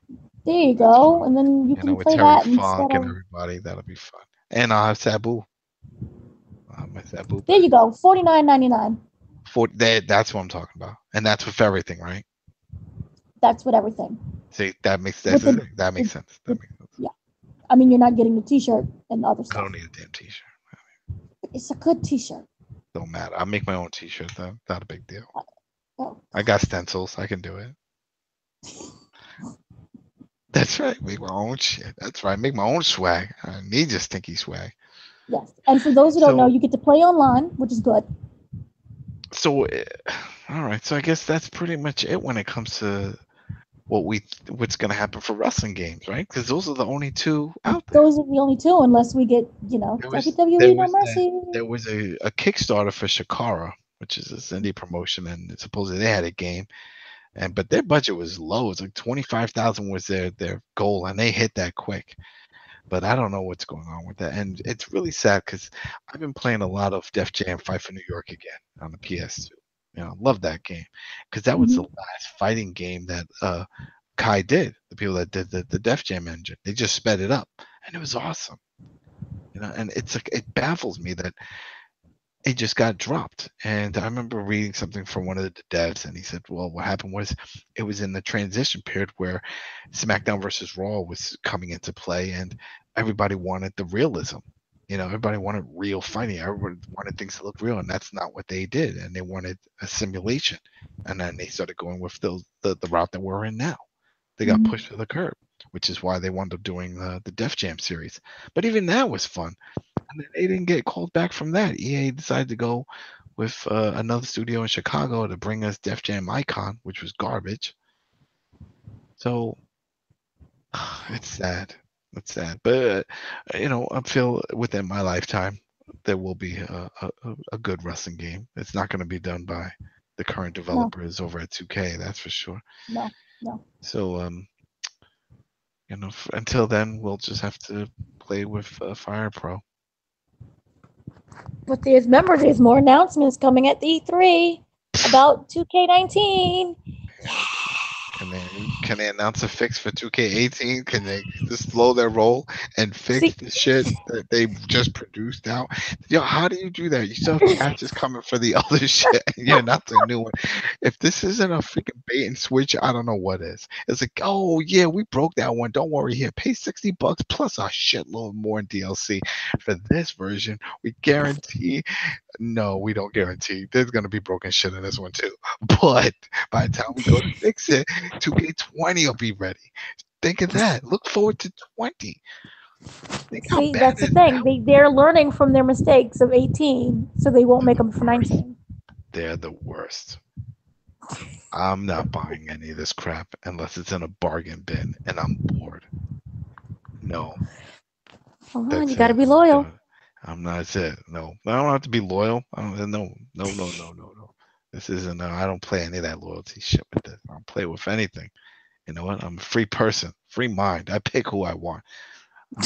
None of that shit. I do that with teams. I do it with politics. I go with what I want. I don't care what anybody. Like the old saying: if they all jump off a bridge, are you gonna jump? No.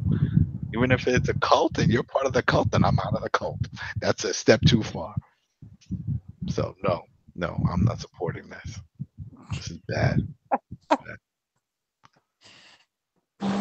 Telling you, think about it. It's like for anybody who's like, well, it could be good. Just do the math.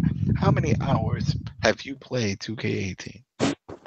If anybody can put the math, and if they feel that's justified, the hours for the price, then go for it. But if you're not getting that enjoyment, if you're like, yeah, half of these modes I don't like, or I didn't even bother playing, then it's not worth it.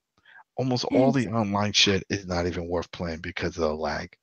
It sounds great on paper, do these rumbles and cage matches. Oh, that sounds great, but then it never works out great because there's always some issues with lag or slowdown or some motherfucking shit that just connects. Like, forget it. The story mode sounds great on paper until you play it. And it's the same old dialogue back and forth with all the damn guys. Hey, you want to be my partner? Yeah, that sounds great. Let's be tag partners. Oh God, this is horrible, and it's all text based.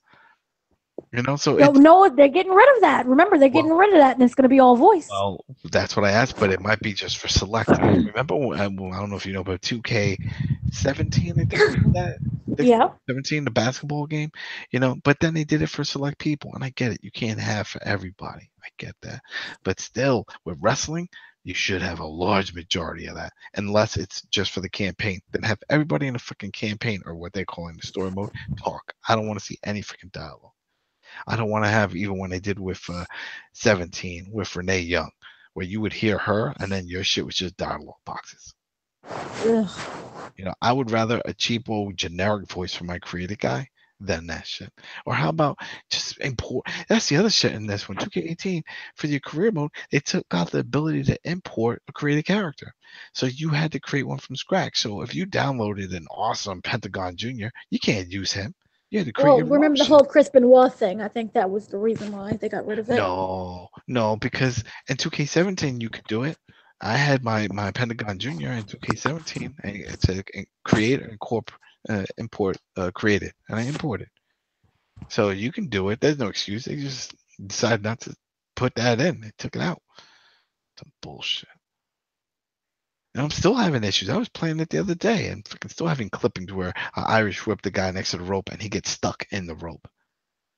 I'm like, what the hell? And then I go to take him out and I go flipping outside and he's still stuck in the rope. I'm like, this shit's still broken. Yeah, it's really bad. It's bad. That was fucking bad, but there goes that. So I don't even think we went on this rant. Is Gary still here? Gary's asleep. Yeah, Gary went to sleep. No, I'm here. Is Ricky still here? Ricky left. I'm When here. he's left. Damn, Ricky just dropped out. He was like, yeah, I changed my mind. This was a bad idea. And he just bounced. There we go. Yeah, that's what we have to look forward to so far, and we're getting more announcements come E3. So, yay! I'm just excited that they're bringing back GM mode. I wonder if it's actually good. No. But the GM mode, wasn't this the... What GM mode do you remember that you're looking forward to it? Which one? Because they had... It was the one I liked was when they was doing the Smackdown versus Raw games. And you could basically be like a GM of Raw or Smackdown, and you could hire talent, and you would choose the weekly matches and pay-per-view, and you had to manage the ratings and all that stuff. Oh, so that's like Football Manager. Oh, you like all the stats. That's a whole different game in itself. They don't have to put any gameplay for that shit. Think about that. They could just have it where you create the card and then go simulate, and then just see the results afterwards. Yeah, Remember see, the that's old- what I used to like, because like you could set up all the matches and then you could choose to play them if you wanted to, or you could watch them or just skip them, and it would just generate the result on its own. Oh man, I don't know. I don't know if that's a plus or a minus. Well, I mean, you're creating matches just to watch instead of playing? Well, it gave you the option. You could play them if you wanted to.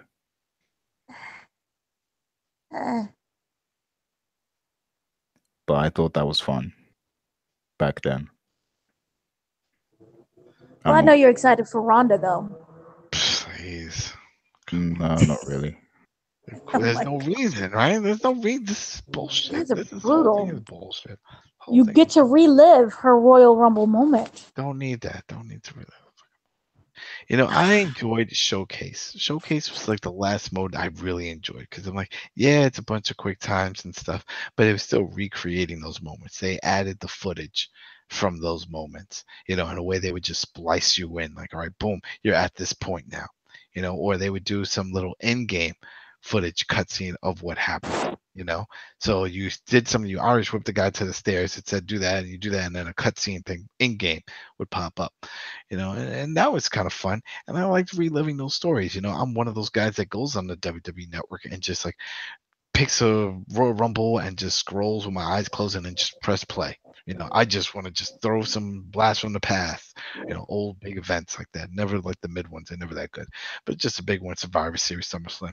Those are fun to rewatch. So I like those moments. And then when they took that shit out to give us nothing from 17, that sucked. And then 18 was such a letdown, because they're like, oh yeah, you're gonna do this, you're gonna do that, and it didn't pan out because it felt like an old game. So it just didn't feel right. And they just need time to create a new engine, and they never were gonna get that time. It's only one studio. So unless they buy one that's already prepackaged, ready to go, this is what we're getting, these hash outs with minor tweaks every year. You know, it's sort of like the slump that the sport games are in, like the legit ones. it's like, what else can you do to make football look better, or hockey look better, or soccer look better? There's only so much you can do. See, this is why I'm good with them taking a break. Yeah, they need to take a break. They need a new engine. They need to create something that's just focused more on the end ring. If they focus more on the end ring, like the way the Fire Pro is, then it'll be better. Because then it's like, yeah, I don't care about all the other stuff that may or may not be there. At least I know it's going to be a quality match. And they tried that. They tried that in the earlier when they did the redesign with the new camera angle and stuff, and they slowed it down. Remember, like, yeah, we want to make it more sim, not so much just high spot, match over. And then even then when they got rid of the reversal, remember, it was like continuous reversal. And I'm like, all right, we're down to 5. That was a good improvement, but that didn't really change the full dynamic of the game. No. The campaign and stuff, the story was still garbage, all that stuff. There's plenty of different directions that they can go in. They've done it before in other games. Or how about this? Scrap all this shit all together. Bring back All-Stars. Make another All-Star game. That was fun. Very arcadey. Do you remember that, Gary? The WWE All-Star games? Where they big muscly looking guys and they would I do remember all the that. That was on PS3 and Xbox 360, right? Yeah. And they made it for 3DS and Vita. It was fun. I still play that. It's so over the top, and they're big, bulky looking guys, and very cartoony. It was fun. They can do those type of things. They don't, but then they stopped. Then they even made another one. It was one called Legends, where they real simple control. But they killed that one also. So instead, we just have this one game every year. Thing is, I don't know how well it's selling. I'm assuming it's making a profit. Remember, it keeps popping up every time during that monthly report of game sales, and so it's making a profit. I feel just like wonder it pops up because, and the MPDs, but I feel like it's because it's always on sale. That's the thing. It's like they're not getting their full money's worth. It's just like when you see like an old ass game like Battlefield or something, Battlefield 1 on the top of it. Like, damn, people jump back in that. Well, it's on sale for like $30. So okay, or it's on $20 now. And so when they pop up there, like even now, like Battlefield, the Star Wars, it's $20 now on Xbox. From their new big sale that they announced. So I'm sure next MPDs they're going to be in the top 10 and be like, oh wow, it must be a great game now. Not really. It's just $20. It's not the full price. And I think that's the same thing. WWE games have just constantly keep dropping in price, and it is the only wrestling game on the market. So shit, why not? But for the $60 price, it's not worth it. No. Especially when all the DLC is so damn expensive and sold separate. Like I remember one year where they had the season pass and there was still DLC that was not part of the season pass that you had to buy separate. I'm like, are you kidding me? What's the point of season pass? That's ridiculous. And the game isn't even worth it. It's all glitchy. It's not even worth it. It's not. Mm-mm. So I wonder if it's Ukes itself or is it WWE? It's just Ukes. Not caring. It's a combination, but Ukes is the one that's creating the engine and doing all that work. So I mean, if they're getting put on this rush schedule, I think it's like 9 months. It's not even a full year that they have to develop. Then what can you really expect? Unless, like I said, they just outsource and say, hey, can another studio, while we're doing this, create a new engine and we'll pay for it? Because we don't have the time to do it, because we got to keep hashing these shits out every year. Yeah, that would make more sense. Because that's what we're getting. We're just getting rehashes. It's nothing new. It's just rehashes. It's the same old, same old. This is the same shit. And the reason why people were bitching about Telltale games, because it's the same engine. Mm-hmm. And it's the same old. Yeah, we have Marvel, we have the Batman, we have all this stuff. That's great and all, but if the gameplay is the same, nothing changes. Then it's like, all right, I'm kind of bored because it's just a different skin. I know this already. I know how this plays out. But how do you do it? How do you do that when you're expected to hash out all these games yearly? Unless you get another team to do an engine and then do the testing and create from there. That takes time and that takes money. So I don't know, but I guess I'm assuming the wrestling games are turning a profit. of some point. Yeah. Or I else agree. they wouldn't be making them anymore, or like what they did last time when they were with Acclaim, and then WWE shopped it around and they got moved to THQ, and then now it's with 2K. And we had high hopes. I know I did when it got to 2K, because 2K likes to do things legit, but they're just a publisher. It looks like it's like they don't give a shit. They didn't really They don't incorporate anything. I thought they were going to incorporate all like some help from the people that do the 2K basketball games. Like, oh, this is going to be hot. They didn't do that. So there we go. More of the same. And I'm not hyped. I'm not looking forward to it. It's gotten to the point. It's not about the wrestlers that's in there. I don't care.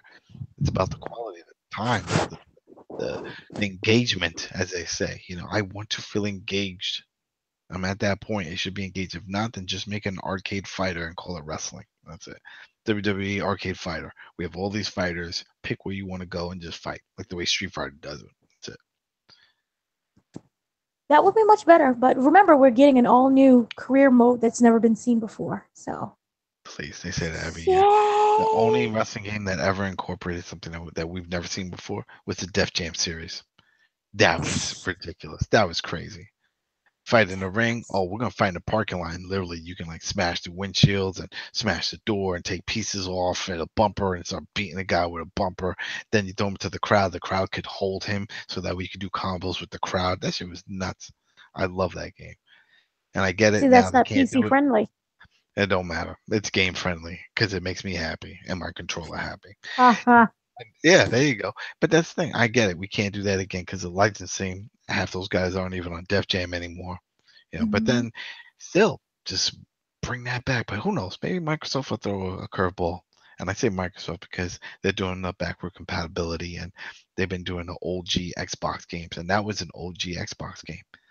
Both of those, Vendetta and Fight for New York. So hey, we might get those type of We might get fighting no games. mercy. We might get that no mercy feel. And then that would be fun. That might be See, fun. that's all I want. But I doubt it. But we could hope. I got my table tennis, so I was thrilled. That was my thing. People know me. That's what I live on. I love Rockstar Table Tennis. Best table tennis game ever made. Love that game. And then my skate game. So those things are backward compatible, so it's gonna happen. And I know at least one of them is making a new version, so anything's possible for wrestling. Yep, that is true. Fingers crossed. Or TNA could come back and have another game again. I would take that. Never You know say never. what? Go for it. Go ahead. Because then that incorporates a new studio, hopefully with a new engine, and that engine might be the best. It wasn't bad, aside from it being unplayable. Like the game itself was pretty good. Yeah. So yeah. I'll see. I mean, it's like they would fight. Like EA had EA MMA, and that engine was awesome. The fighting, the ground game, everything was awesome. And then when EA picked up UFC, when they got the UFC license after the whole, THQ falling apart, I'm like, oh, this is gonna be awesome. They're gonna incorporate that engine. No, they didn't. Nope. They went from scratch, and this engine fucking sucks. I hate it. I hate the ground control. I hate all that. It's the guys that did Fight Night, so they got the stand up right, but when it goes down to the ground, it's a horrible mechanics. I hate it. And I'm like, shit, you had something that worked in the EA MMA. Why did you? Whatever. That's just what they do. I shouldn't have been surprised because they did that with the whole, like what we just said with the wrestling game with No Mercy and all that stuff. Mm-hmm. I don't know. Ego. Yeah, maybe. People always want to be something to change it around or to have their name on it. I don't know. Change It isn't sucks. always good. No, it's not. It is not at all. But there's new and exciting news that's coming through. So, yay! Semi change. There we go. You felt so let down. Yeah, so I think that's it. I think we covered That's everything. it? Yep. Now we just wait and watch E3 and see what happens with CM Punk. Does he survive? Does he run out crying? That's been done. Forrest Griffin did that.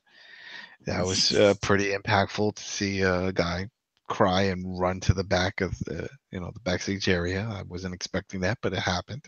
Wow. And I could see that happening here if it goes wrong quickly. If he puts up a fight, if let's say it goes 2-3 rounds and he loses, that's still respect right there. But if this happens to be another 1-2 minute within that first round, it's over. No one's Or gonna want to touch him. maybe Punk will knock himself out like the other guy did. Knock himself out? You didn't see the match? There was a match on MMA, UFC, where the guy knocked his own self out. How? He went to do a body slam, but the guy reversed it and knocked him out. Oh, well then that's a reversal. And then he had all right. No. I was like, damn, how did you unless he went to throw a punch and the guy blocked it and he wound up punching himself. No. Or he went to headbutt or said, which you can't do, that's illegal, and he hit his head against the ground. Just I don't know. But no, he weird. reversed a body slam. It was between Gerard the Monkey God Brooks, and he was winning, and everything was fine, and it was against Jose Torres, and everything was just great. And he went to body slam him, but he somehow reversed it and knocked his own self out during the body slam. Oh, that's embarrassing. It was embarrassing. It happens. And he lost the fight. He was just completely gone. And he, when he woke up, he thought he was still fighting. So he's trying to fight everybody. I've seen that. I've seen people knock it and they get up and they're ready to go. I'm like, no, fight's over. What do you mean it's over? That's when he legitimately got knocked out because he lost that time. He lost that time. You never know with Punk. Anything can happen. Yeah. Well, we'll see. We'll find out. We'll find out, people. Yep.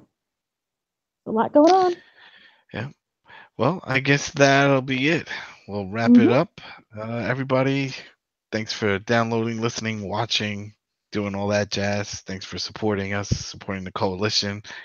Stay tuned with the Koalition. There's going to be plenty of content for all the stuff going on over in E3. I know I'm going to be doing some stuff for Throwdown tomorrow. Yes. We're doing some live stream stuff, because EA, I'm really hyped on that. Hopefully some of my predictions come through.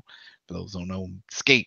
That's my big prediction. Skate. Announcing something, a remaster, a new version. Something's going to happen. And that's it. That's a lot of good news there. And then at night, just follow Twitter. I don't know if anybody's paying to see that fight, so just follow online. No. That's a pay-per-view event, right? That's a pay-per-view event. Periscope that. Yeah, Periscope Saturday. Just follow up. There's plenty of writers and stuff. That's what I do. I follow a lot of sport writers on Twitter. They do play-by-play, so then let them do the play-by-play. And there's Bloody Knuckles. That's another good MMA site. Follow them on Twitter, and they'll just do a play-by-play, and we'll see what happens. And then that's it. Thanks again, and we'll see you next Friday. See ya. Yep. Peace.